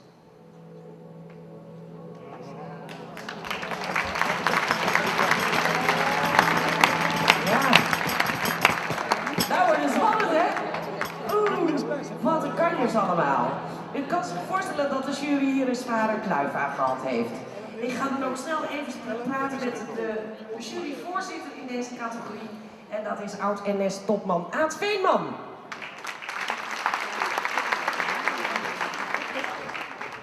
Nou, laten we maar even hier gaan staan. Ik weet dat u vrouwelijk leiderschap in het bedrijfsleven een warm hart toedraagt. Maar ik heb begrepen dat u ook monitort bedrijven die de charter hebben ondertekend. Ja, niet alleen vanuit de onderkenning hoe goed het is en hoe goed het werkt in besluitvorming, in de samenhang van de besluitvorming. Altijd betere beslissingen bij een divers team. En daarnaast is het heel mooi dat ik de voorzitter mag zijn van de monitoringcommissie die zeg maar, alle ontwikkelingen op het gebied van diegenen die het charter ondertekend hebben, Talent naar de Top, jaarlijks volgt. Om te kijken of ze daar ook mee kunnen helpen en uiteindelijk ervoor zorgen dat zij hun doelstellingen kunnen realiseren. En dat betekent op dit gebied meer vrouwen aan de top. En als u nou kijkt naar uw eigen vroegere werkomgeving, wat voegen vrouwen toe in het bedrijf? Want u zegt, ja, diversiteit is belangrijk, maar specifiek vrouwelijk leiderschap, wat voegt dat toe? Nou, als je kijkt dat de vrouw in een gezelschap heeft een andere set van afwegingen die ze maakt dan de man. Ik heb wel eens de vergelijking gemaakt tussen de mannen als de hunters en de vrouwen als de farmers. Mannen gaan heel veel zeer recht op hun doel af en ze kunnen er fataal naast zitten. En vrouwen zijn veel meer bezig met het onderhouden van hun klantenbasis. Weten wat je klant wil, die afwegingen goed maken en de risico's die erbij horen stukken beter managen dan de mannen. Dus wat mevrouw Kroes zei, dat als Lehman Brothers Lehman Sisters was geweest, dan had het er misschien anders uitgezien vandaag de dag. Ik denk dat ook daar geen garanties op zijn, maar de kans was beter. De kans was groter geweest. Als we kijken naar deze categorie, en u was juryvoorzitter, wat heeft u dan het zwaarst gewogen? Allereerst wou ik in ieder geval even zeggen dat niet alleen gaat het hier over de topvrouw van het jaar 2011, maar er is een jury. En dat vind ik in ieder geval heel erg mooi. En ik denk dat er ook nog wel enige ontwikkeling zit waardoor ik hier niet meer sta de volgende keer. Want de jury bestaat uit alle topvrouwen van de afgelopen jaren. En hier aan deze tafel zitten ze. Dat zijn de goede voorbeelden en de beste jury die je daarbij kan bedenken. Maar als... Nou, laten we die ook maar eens even een applaus geven. Dan heb je wel een goede jury, of niet? Zij zijn overigens de beste kwaliteitsbewakers van de keuze die vandaag en ook morgen gemaakt moet worden. Maar je vraag, we hebben natuurlijk allemaal gezien wat voor een prachtige topvrouwen dat zijn. Wat ze gedaan hebben met uitdagende verantwoordelijkheden, midden in hun onderneming, in fantastische rollen. Maar uiteindelijk moet je dan toch komen tot die afweging in die jury. En die zijn, en laat ik nu heel erg netjes het juryrapport meenemen. Mag ik dan heel even eerst de mensen op het podium halen die ook de prijs moeten gaan uitreiken? Want dan hebben we die maar vast hier. Ja, want dat is de topmanager van vorig jaar, van 2010. En dat is Isabel Spindler, directeur Retail Heineken. En Truus de Rooij zal haar weer de award overhandigen. Hallo, dag Isabel. Even aan jou vragen. Vorig jaar dus deze titel gewonnen. Hoe was het? Ja, Pilsje gedronken, denk ik. Mooi Heineken bier gedronken natuurlijk. Nee, het is een fantastische prijs om te winnen. Het brengt ook veel voor je bedrijf. Het heeft veel voor Heineken Nederland gebracht. En je ontmoet ongelooflijk veel lieve en fijne mensen. En je bent extra in staat om heel veel mensen te helpen in je omgeving en in het bedrijf. En is het dan ook geen schande, denk ik, als je deze 4 kandidaten ziet, om wie dan ook de winnaar wordt, om daar je titel aan over te dragen? Want er staat wel wat, hè? Ik vind het een hele grote eer. Ik vind het ook een heel mooi moment. Er zijn 4 echt hele goede kandidaten. We hebben het als jury ontzettend moeilijk gehad. En eigenlijk zijn alle 4 de dames gewoon winnaars. Ja, dat vind ik ook. En ik zei daarnet dat het een kandidatenprijs was, dat was onzin, dat hoorde bij het jong talent. Maar omdat Truus de prijs uitnodigde, ging ik daar een beetje vanuit. Dat is dus gewoon de vrouwelijke topmanager van het jaar. Dat is de prijs die we nu gaan bekendmaken. Meneer Veeman. En dan komt u nu met het juryrapport. En de uitslag. Hou de adem allemaal in, hè? Zoals gezegd en ook al door Isabel onderstreept, fantastisch om dit te mogen doen en met zulk talent te mogen werken. Maar uiteindelijk, wat hebben we in de jury het zwaarst laten wegen? De grote en doorslaggevende invloed die de finalisten heeft als lichtend voorbeeld van vrouwelijke leiderschapsstijl die uitgaat van verbinding. Zij stelt heldere doelen en weet als geen ander het beste uit mensen te halen. Ze heeft in haar leven ingrijpende keuzes durven maken die ertoe hebben bijgedragen dat zij de leider is geworden die ze nu is. Zij heeft de ambitie meer vrouwen naar de top te helpen door een brug te bouwen tussen mannen en vrouwen in de stellige overtuiging dat dit leidt tot betere resultaten. En daardoor verdient zij dit jaar te worden uitgeroepen tot de topvrouw van het jaar 2011 Ellen Faber.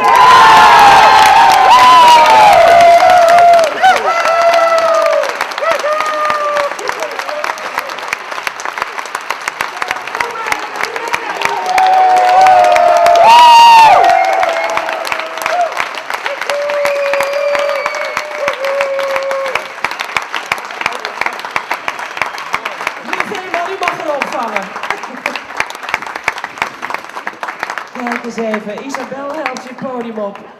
Ellen Faber van Achmea, vrouwelijk topmanager geworden. En Isabel gaat jou de prijs, de award overhandigen. En dan gaan wij even de heer te zetten. Een mooie foto in het midden. En als je hem aan haar wilt uitreiken, kijk. En daar hoort jullie applaus.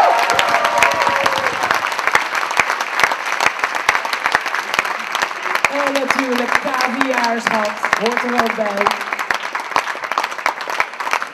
Is die mooi? Mooi, ik ben er heel blij mee, dankjewel. Je zei net, ik ben een happy mens, nu moet je een nog happier mens zijn. Ja, misschien mag ik hem even vasthouden? No way. Nee, no way. Die krijg je niet van me. Over leiderschap gesproken, mensen. Ik wil hem wel voor je neus houden. Dankjewel, want ik heb wel wat te vertellen namelijk. En het is, je moet wel even vasthouden hoor dan. Lieve mensen, iedereen die hieraan heeft meegewerkt, iedereen die dit heeft mogelijk gemaakt en iedereen die mij het vertrouwen heeft gegeven om dit te kunnen doen, mijzelf te laten zijn, dank je wel. Want ik ben vereerd en ik ben het er echt mee eens dat alle 4 de kandidaten echt geweldige kandidaten zijn. Ze zijn echt geweldig. En ja, en dan met zo'n motivatie, dan denk ik, jee, wie ben ik dat ik dit mag meemaken? Ik ben ongelooflijk blij en blij voor het bedrijf en alle mensen die mij hebben gesteund. Dus dank je wel.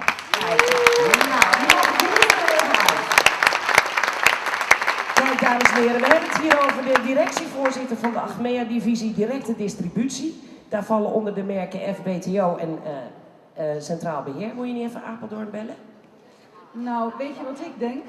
Dat heel Apeldoorn aan de buis gekluisterd zit en aan de Twitter gekluisterd zit. En ze hebben mij vandaag ook weer bijna alle medewerkers ongeveer sms'jes gestuurd en gezegd van wat zou je het verdienen? En toen dacht ik, wat verdient dit bedrijf het? Dus... Ja, maar dan moet je even wachten, kijk.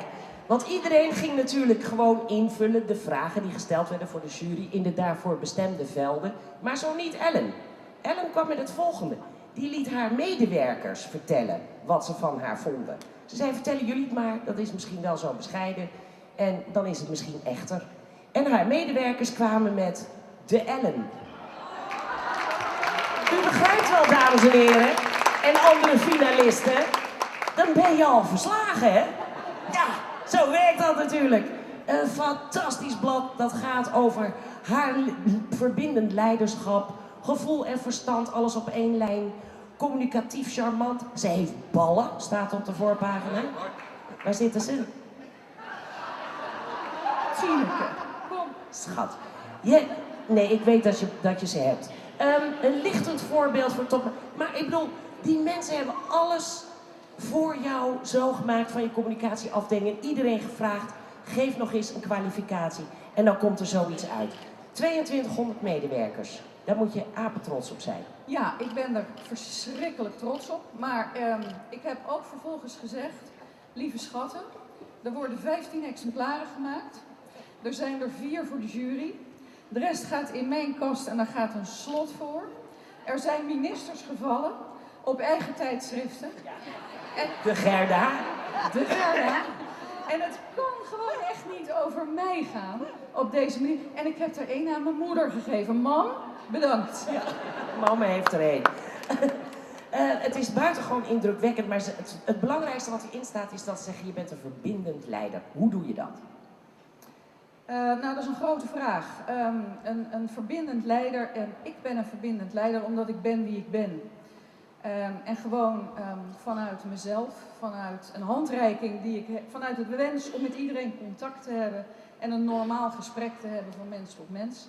Vanuit gelijkwaardigheid contact te zoeken en met wie ik dat ook doe en wie dat ook met mij doet. Ik vind het leuk om te doen.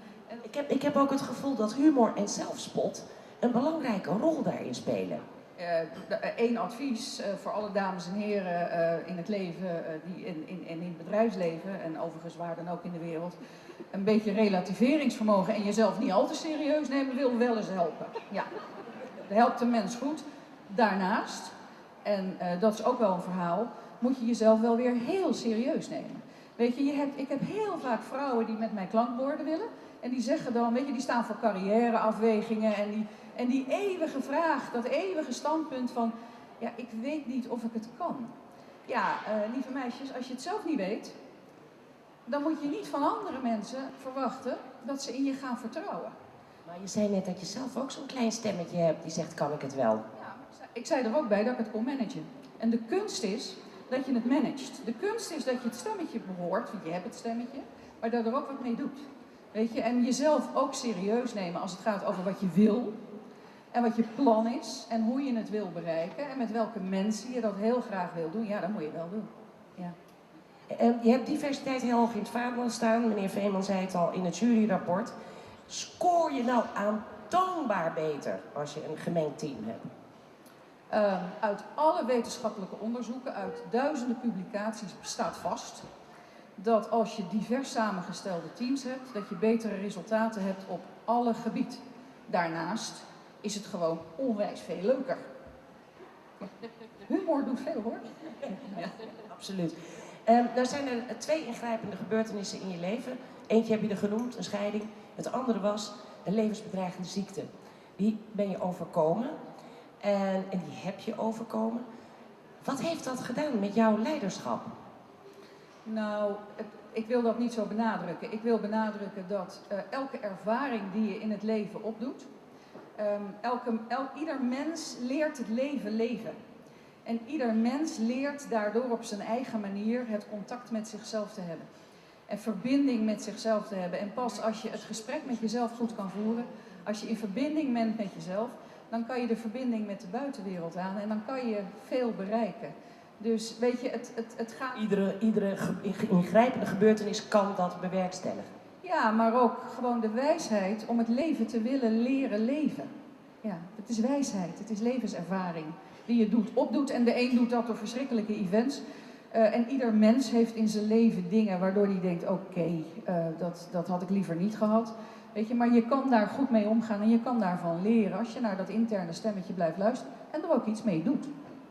En dat hele kleine vrouwelijke stemmetje die zei, kan ik dat wel? Dat is nu toch wel voor eeuwig het zwijgen opgelegd, hoop ik, hè? Ja, en ik weet je, nee. Nee, weet je, je zou een arrogante taart zijn als je nergens aan twijfelde. Dat kan gewoon niet, ja. Dames en heren, ik ga deze zeer terechte vrouwelijke topmanager van het jaar een hele dikke pakkerd geven. Gefeliciteerd! Topmanager van het jaar! Volg mij Ellen Vrouwenrijnstaan!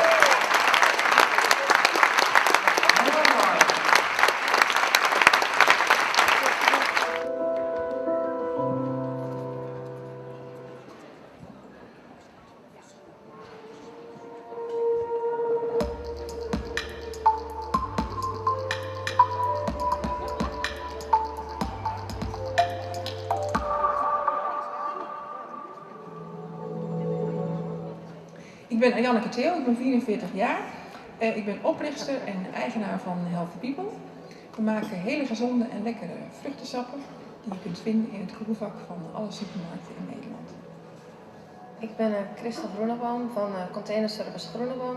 Wij hebben een constructiebedrijf in Oosterhout. We bouwen en repareren containers. En daarnaast hebben we een spuiterij en een straaloods. Ondernemen betekent constant bezig zijn met wat je passie is en waar je heel graag je energie in wil steken en waar je ook heel veel positieve energie uit haalt. Ondernemen betekent voor mij creatief zijn. Iedere week terugkomen met een oplossing en innovatief zijn. Dat je een oplossing zoekt voor een bepaald probleem.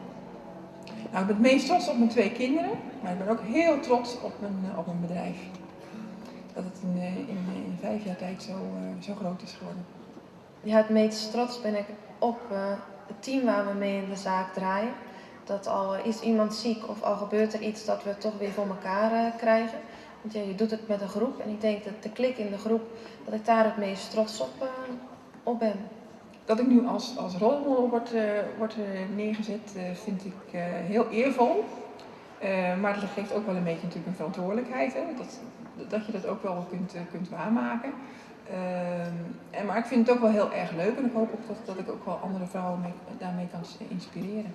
Ik vind het soms wel grappig dat ik als rolmodel word bestempeld, omdat er niet zo heel veel jonge mensen zijn die bijvoorbeeld in de metaalsector zitten, vooral als meisje. Je krijgt er ook heel veel vragen over, hoe dat is, waarom je dat wilt doen, waarom dat een mannenberoep is. En dat is gewoon erg leuk. Een belangrijk element van succesvol ondernemerschap is toch wel je drive en doorzettingsvermogen. Dat moet ook wel echt in je karakter zitten. Want je moet ook wel olifantshuid hebben en ook echt kunnen doorzetten. Voor mij bepaalt of een ondernemer succesvol is of hoeveel doorzettingsvermogen hij of zij heeft. De wil, wilt hij het echt? Staat hij achter zijn product? En het allerbelangrijkste, doet hij zijn werk graag? Want dan, als je het met passie doet, dan kan je het ook goed doen. De beste raad die je kan geven aan de jonge onderneemsters is dat je moet geloven in je product of je idee. En dat je daar ook gewoon je gut feel en je buikgevoel voor moet gebruiken. En dat je wel kan luisteren naar advies van andere mensen, maar dat je ze niet per se ook hoeft op te volgen. Want er zijn ook heel veel waarschuwers die niet altijd jou helpen met het opzetten van je bedrijf. Ik denk de beste raad die je jonge ondernemers mee kan geven is de raad wat ze bij mij thuis altijd zeiden, de aanhouder wint. Al is het nog zo moeilijk en je blijft doorzetten en je blijft ervoor gaan en je hebt tijden dat je in je bedrijf minder werk hebt door de crisis, dat je toch door blijft zetten en dat je blijft geloven in je product. En dat zijn de 2 genomineerden voor de Internationaal FZ Award. Spannend, het is de laatste van vanavond en om bekend te maken wie het gaat worden is hier juryvoorzitter Bea Haring. En om straks uit te reiken, ik heb begrepen dat Carla Kikken, die vorig jaar de winnares was van Meditech Strategic Consultants, niet aanwezig is, maar misschien is die er ook wel. Nee, die is er echt niet. Dus Carmen Breveld zal namens haar de prijs overhandigen. Bea, waarom maar, kom maar even hier staan. Raar uit het licht. Waarom maar 2 kandidaten? Ja, de reden waarom er 2 kandidaten waren is dat je ziet dat het aantal internationale onderneemsters, zoals we dat formuleren, wat minder voorhanden zijn dan in de andere categorieën. In ieder geval minder voorgedragen zijn. Uiteindelijk hebben we gezegd, we willen natuurlijk de kandidaten die we naar voren willen dragen, moeten wel aan alle kwalificaties voldoen. Vandaar dat het er uiteindelijk maar 2 zijn geworden. Oké, en de criteria die zijn? Criteria is onder andere omzet meer dan 2 miljoen. Ook met de ambitie om die te laten groeien en uiteindelijk ook meer te doen dan binnen de landsgrenzen van Nederland. Vandaar ook de internationale onderneemster. Goed, we zijn er helemaal klaar voor, want dan ga je het juryrapport lezen. En dan krijgen we de uitslag van deze laatste FZ Award. Vertel het ons. De jury was in dit geval erg onder de indruk van de winnares. Met name omdat wij hebben gezien dat deze dame al heel vroeg wist wat ze wilde. Heeft zij ook een belangrijke stap gemaakt in de keuze van haar studie. Daarnaast is het zo dat ze momenteel een bedrijf runt met 30 medewerkers en een omzet van bijna 4 miljoen. Het is een vrouw die wel, denken wij zeker, ze noemde het zelf ook, wel als rolmodel kan fungeren. Met name geeft ze aan dat ze het erg jammer vindt dat er zo weinig carrièredrift is bij sommige andere vrouwen. Ik kan bekendmaken dat de internationale onderneemster van het jaar Christel Groeneboom is. Christel Groeneboom! Container Services Groeneboom, waar is ze? Waar? Oh, van heel ver weg. Rennen meisje. Ja, dat mag ik zeggen, want ze is een hartstikke piepjong. Zo, hier staat een stoeltje, dan kan je het podium op. Zal ik je een hand geven? Oh, die heb je al. Christel, gefeliciteerd. Je bent de winnares van de FZ Internationaal Award. En die krijg je overhandigd door Carmen Breveld.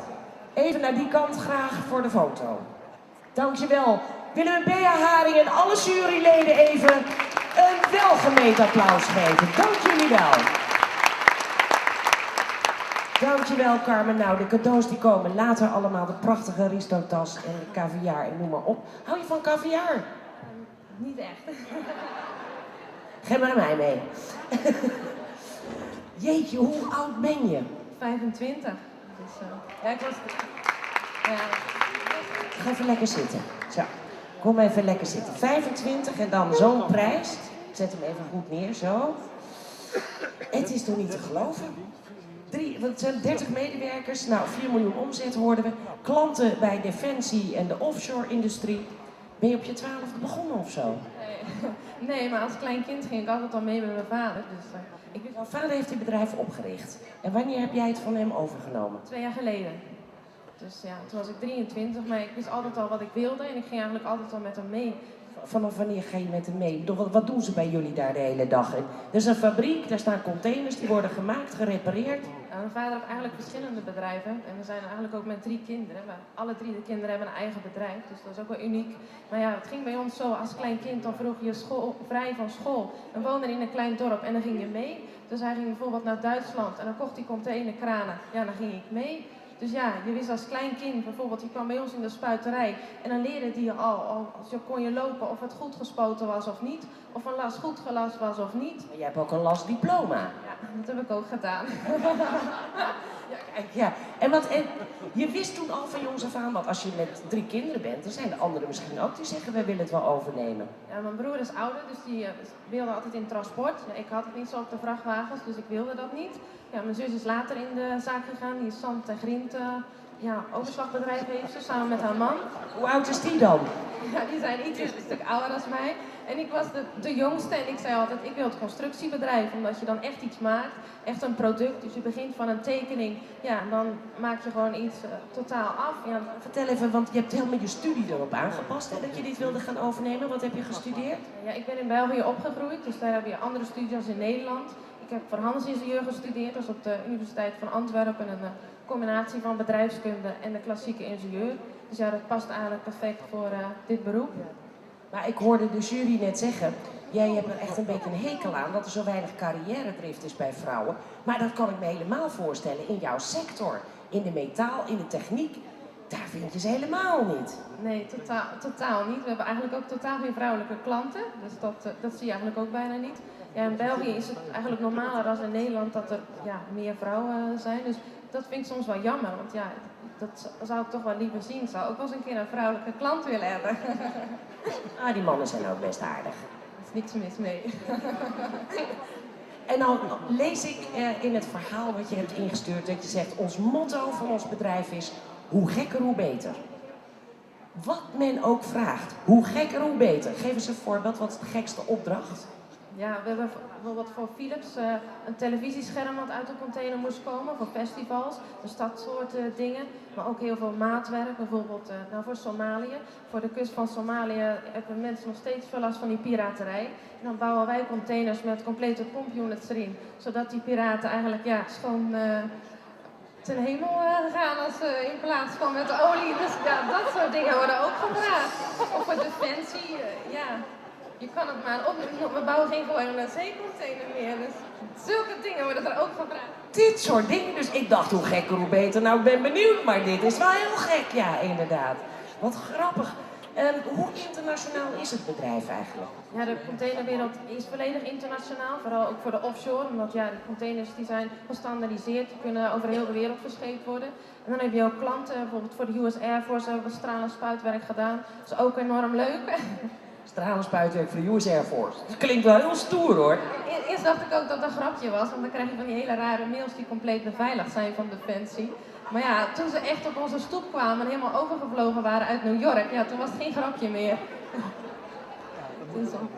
Maar dus internationaal en groeiende ook in die internationale business? Of is het eigenlijk, in hoeveel landen zitten jullie? Ja, het is niet echt dat. Ja, wij opereren echt vanuit Oosterhout, dus ja, ook centraal tussen de havens Rotterdam en Antwerpen. Klanten uit de hele wereld. Ja, dat maakt niet uit. Dus meestal de voertaal in de containersector is toch altijd Engels, dus dat maakt niet uit waar die vandaan komt, als die maar de rekening betaalt. En hoe is het daarmee gesteld in deze crisis?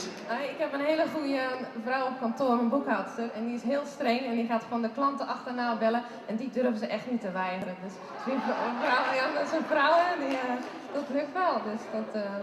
Dus je hebt echt zo'n terrier erachteraan zitten en die man denkt, oh laten we die maar eerst betalen, dan zijn we daar vanaf. Ja, precies, dat is een echte pitbull en dat werkt. Ja, Dat is helemaal goed. Toen jullie, hoe lang bestaat het bedrijf nu? 25 jaar. Dus nog maar onlangs heb je een boek geschreven over het 25-jarige bestaan van het bedrijf. En dat boek dat heet De aanhouder wint. Dat is je motto, hè? Mijn moeder heeft eigenlijk het boek geschreven, met z'n tweeën gedaan. Ja, met de foto's en alles bij elkaar. En dat was eigenlijk een verrassing van mijn vader. Met alle gekke dingen wat we gedaan hebben en zo hebben we er eigenlijk in verwerkt. Dus het was al een heel verhaal. En ik moet nu zeggen, als jij uiteindelijk zoveel jaar de zaak hebt, dan heb je ook anekdotes genoeg om een boek vol te schrijven. Je vader is er ook nog? Ja, die zit achter. Die zit hier in de zaal? Nou, paps, het bedrijf bestaat 25 jaar. Je hebt een kanje van een dochter. De aanhouder wint. En ze is winnares van de FZ Internationaal Award. Christel Groeneboom. En de bovenjaarse, die prijs. Geweldig. Fantastisch gefeliciteerd. Ja, je kan hier het trapje af. Oh, wat waren ze leuk. Weet je wat, Christel? Christel, blijf even hier. Ik vind het eigenlijk een goed plan om hier even af te sluiten met alle winnaressen op het podium. Vinden jullie ook niet? Ja. Christel is er al. En uw vader, kom hier naartoe. Angelique Paulussen van de MKB Award. Linda Spaanbroek van de ZZP. En Meerte Scheenius van Jong Talent. Ik wil ze alle 5 even op het podium. Goedenavond, kijkers van Nos TV. Vandaag zijn we hier bij de First Women Conference of Europe 2011 at the Passengers Terminal Hall te Amsterdam. Ik zit hier vandaag met Carmen Breveld, die voorzitter is en deze event eigenlijk heeft waargemaakt met een grote organisatie mensen achter zich. Carmen, welkom. Dankjewel. Het is, dit is gewoon echt helemaal top. Ik heb vaker iets georganiseerd, maar dit is het grootste wat ik ooit heb georganiseerd. En ik heb gewoon alle ervaring die ik in iedere functie, op ieder moment wat je geleerd hebt, heb ik allemaal moeten inbrengen om dit te leren. Zeg maar, om dit te doen, om dit tot een goed einde te brengen. En dan heb je het gevoel dat je 10 ballen in de lucht houdt. En dan denk je, oké, dat is mijn maximum. En dan gooi je ze een 11e erbij. En dan denk je, oké, die 11e kan er nog net bij. En meer kan ik niet hebben. Dan komt er een 12e en een 13e en een 14e en een 15e bal bij. En dan denk je op een gegeven moment van oké, dit is het, weet je wel.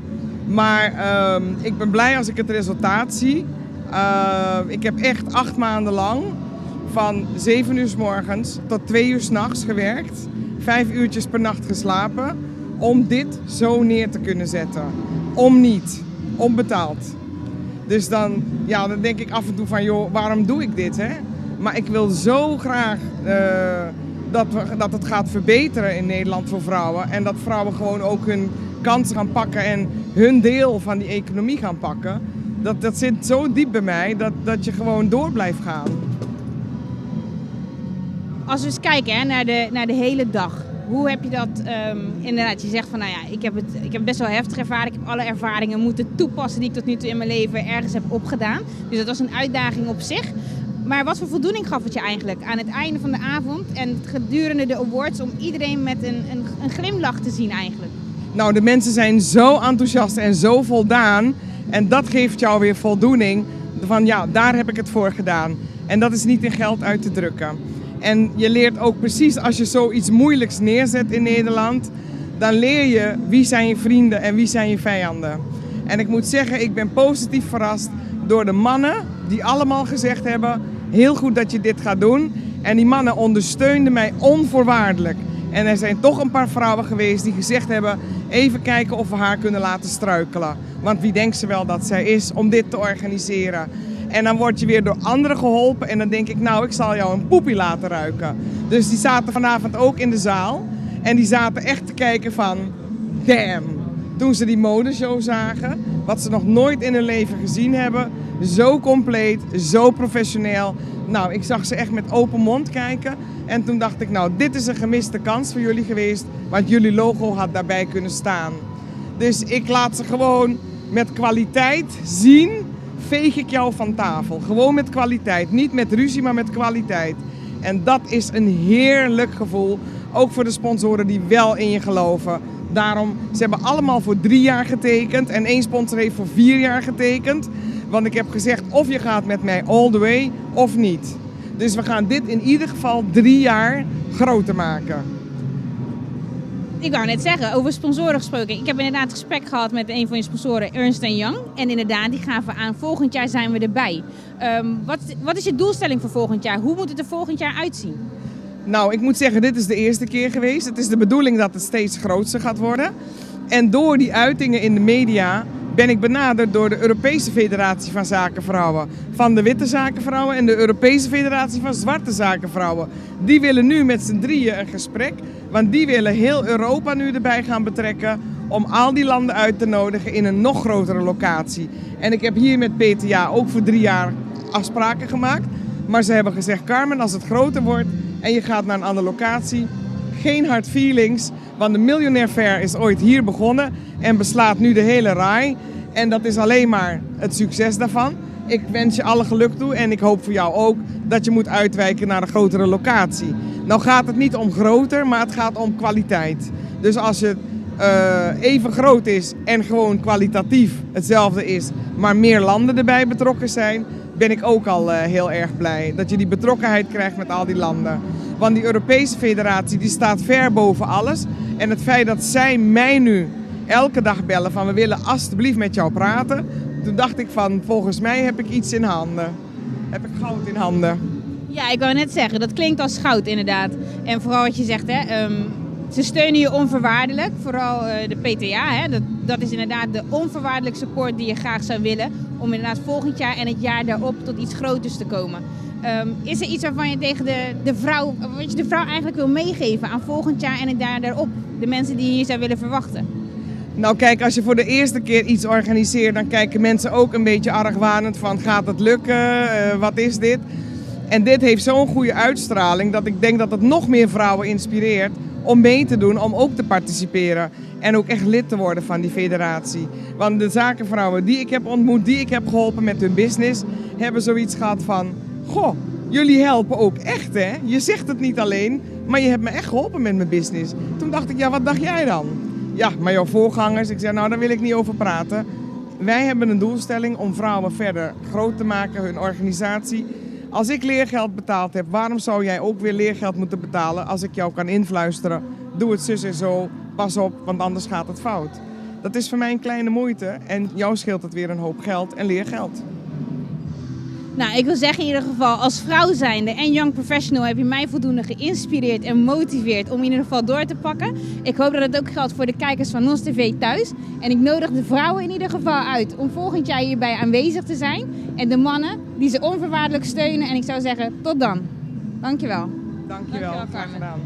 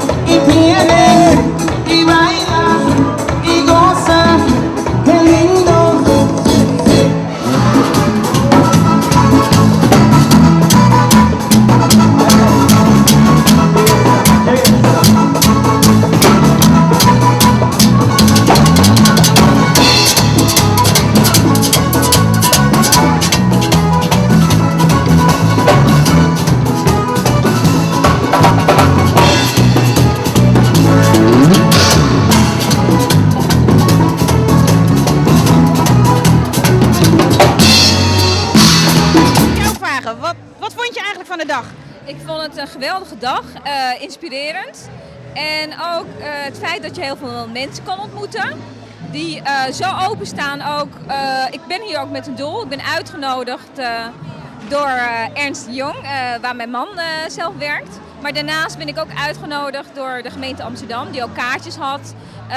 Ik heb sinds dit jaar heb ik een school opgezet, het World Smart College.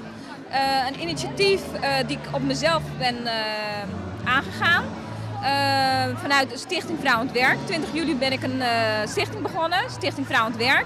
Ook om getalenteerde mensen die dus in een uitkeringssituatie zitten, die hoog opgeleid zitten en die nog niet de kansen krijgen om naar het werk te gaan. En wat ik hier heb gemerkt is dat er zoveel mensen zijn die zoveel mensen ook kans willen geven. Ik heb nu zoveel mensen ook geworven die zeggen, ja, ik wil graag meedoen aan het initiatief. Ik ben zelf werkzaam ook bij IBM en ik werk daar fulltime. En dat doe ik dan naast mijn gewone job. Ja. Oké. Dus als we denken aan het kern van vandaag, hè, de vrouw staat centraal, die weet wat ze wil en die weet wat ze kan. Dan wel als ondernemer of inderdaad gewoon werkend bij een organisatie. Wat heb je vandaag geleerd waarvan je zegt van nou dat neem ik mee en dat kan ik aan de vrouwen die bij Stichting Vrouwen aan het Werk, dat ik ze morgen eigenlijk kan vertellen? Het mooie is, ik had 5 kaartjes gekregen van de gemeente Amsterdam. Ik heb ze verloot, want we hebben 50 mensen die we gaan opleiden om ze richting arbeidsmarkt. En die 5 kaartjes die heb ik verloot onderling en ik heb ze een opdracht gegeven. De opleidingen die wij aanbieden aan die dames en heren, want er zijn ook heren bij, zijn basis ICT, event management en projectmanagement. Een van de dingen heb ik gezegd van, hoor goed wat je hoort, maak een verslag, maak foto's, kom met businesskaartjes, ga netwerken. Met dat verslag kom je terug en deel je het ook met de anderen. Zodat wij gebruik gaan maken van het netwerk die we nu hebben verzameld. Okay. Dus dan kunnen we eigenlijk zeggen, volgend jaar bij de tweede hopen we eigenlijk de Women's Conference. Dat we weer het Stichting Vrouw aan het Werk weer eigenlijk aanwezig zullen zien. En met nieuwe gezichten en met de oude gezichten die al wat hebben gedaan naar aanleiding van hun ervaringen van vandaag. Ja, ik wil even corrigeren. Het zijn de deelnemers van de World Smart College. Maar het is een initiatief van Stichting Vrouw aan het Werk. Dankjewel. En ik zou zeggen tot volgend jaar. De Women's Conference Europe voor het eerst hier in Amsterdam. Ernst & Young, een van de grote sponsoren, die heeft bijgedragen om in ieder geval dit mooie evenement neer te zetten. Ik wil graag weten van deze meneer namens Ernst & Young hoe hij de dag ervaren heeft. Ik heb eigenlijk alleen de avond ervaren, dus het tweede gedeelte eigenlijk. En wat ik ervaren heb is dat ik bijzonder in de minderheid ben. Ik ben volgens mij een van de weinige mannen hier zo. Maar wel erg onder de indruk van de gedrevenheid bij heel veel van de dames hier die in business zitten en die ook echt proberen daarin zichzelf te onderscheiden. Wij als Ernst & Young hebben gemeend om dit event te sponsoren, omdat wij diversity in het bedrijfsleven heel belangrijk vinden. En in dat kader, ja, dit soort events proberen te ondersteunen. Dus vrouwen, dat staat ook een beetje centraal voor Ernst & Young. Hoeveel vrouwen hebben jullie eigenlijk in dienst? Op dit moment nog veel te weinig, maar we hebben ons wel doelstellingen gesteld. Ik denk dat op dit moment bij ons totaal Ernst & Young, worldwide praat je misschien over 25-30%. Maar de doelstelling is om dat richting 45-50% te brengen. En daar wordt heel druk aan gewerkt om dat ook echt vorm te geven. Als je nu op dit moment een oproep zou mogen doen aan de vrouwen eigenlijk in het land, om in ieder geval een oogje te richten op Ernst & Young, hè? Wat wil je ze dan meegeven als de werknemer van morgen in dienst zou willen hebben? Dat ze vooral datgene moeten gaan doen waar ze in hun hart zin in hebben om te doen. Als zij het interessant vinden om bij Ernst & Young, accountancy, consulting, tax of de heel verschillende takken van sport aan het werk zouden willen. Gewoon contact opnemen, gesprek aangaan en waar op een gegeven moment je voelt dat je hart ligt, daar gewoon aan het werk gaan. En er zijn kansen nationaal in Nederland bij Ernst & Young, maar ook internationaal in bijna ieder ander land in de wereld. Dus je kunt alle kanten op. Is er nog iets wat je de commissie van deze dag mee zou willen geven na zo'n lange dag? Maar je hebt vooral de avond meegemaakt, hè? Ja. Nou, misschien het enige wat je nog zou kunnen aanvullen naar volgend jaar toe, om misschien nog wat meer internationaal karakter aan te geven. Het was nu denk ik heel nationaal gedreven, behalve de laatste ondernemers die gekozen werden. Maar je ziet dat de wereld internationaal aan het worden is, dus ik kan me echt voorstellen dat je volgend jaar probeert daar nog een extra dimensie aan te geven internationaal. En kunnen ze in ieder geval rekenen op de steun van Ernst & Young volgend jaar om in ieder geval die internationale kracht naar binnen te halen en het wat meer cachet te geven eigenlijk? Dat denk ik zeer zeker. Met name ook vanuit het internationaal perspectief zou je gebruik kunnen maken van het netwerk van Ernst & Young, waardoor je denk ik internationaal dimensie echt vorm zou kunnen geven. Oké, nou de Women's Conference voor volgend jaar. Ze kunnen rekenen op de steun van Ernst & Young en graag zien we die volgend jaar weer terug. Dankjewel. Vanavond, naast alle awards die zijn uitgereikt, heb ik hier een van de winnaars, Ellen Faber, voor de categorie Topzakenvrouw van het jaar. Ellen, hoe is het nou om de winnaar te worden, de Topzakenvrouw van dit jaar? Nou, het is een ontzettend grote eer. En het is vooral voor alle mensen die mij hebben gesupport, is het een ontzettende beloning. Dus ik ben heel erg trots. En mag ik vragen, bij welke organisatie ben je werkzaam? Ik ben werkzaam bij Achmea, dat is een hele grote verzekeraar. En ik ben daar werkzaam als divisiedirecteur. Dus ik ben verantwoordelijk voor het merk Centraal Beheer en het merk FBTO. Met deze eer en titel op zak, wat neem je mee, in ieder geval als je terug gaat naar de organisatie? Nou, ik neem vooral mee dat al die mensen die mij hebben voorgesteld heel trots zullen zijn dat ik met die trofee terugkom. Want zij hebben mij voorgesteld. Het was niet mijn ideetje. Zij deden het. En nou kom ik terug met de award, dus dat is een feestje. Ja, dat is inderdaad zeker een feestje waard. Ik denk dat ze inderdaad blij mogen zijn met jou als leidinggevende. Nou, en inderdaad, ja, want anders hadden ze je denk ik niet voorgedragen, hè? Ja, ik ben er heel trots op. Okay. Ja. Wat wil je ze meegeven voor de organisatie, voor de Women World Conference 2011 hè, voor Europe? Nou, wat leuk dat er een Women Conference in Europa is. Laten we daarmee doorgaan en laten we ook vooral blijven investeren in kwaliteitssprekers. Ik heb gisteren mogen kennismaken met Fatima Bhutto. Daar heb ik een vraaggesprek mee gehouden. En als we met dat soort mensen discussies voeren en met dat soort mensen vrouwelijk leiderschap op de kaart zetten, daar kunnen wij heel trots op zijn. Oké, dankjewel Ellen en ik wens je nog gewoon veel succes bij Achmea en wens je werknemers veel plezier met een topleidinggevende. Ja, dankjewel. Ja? Dankjewel.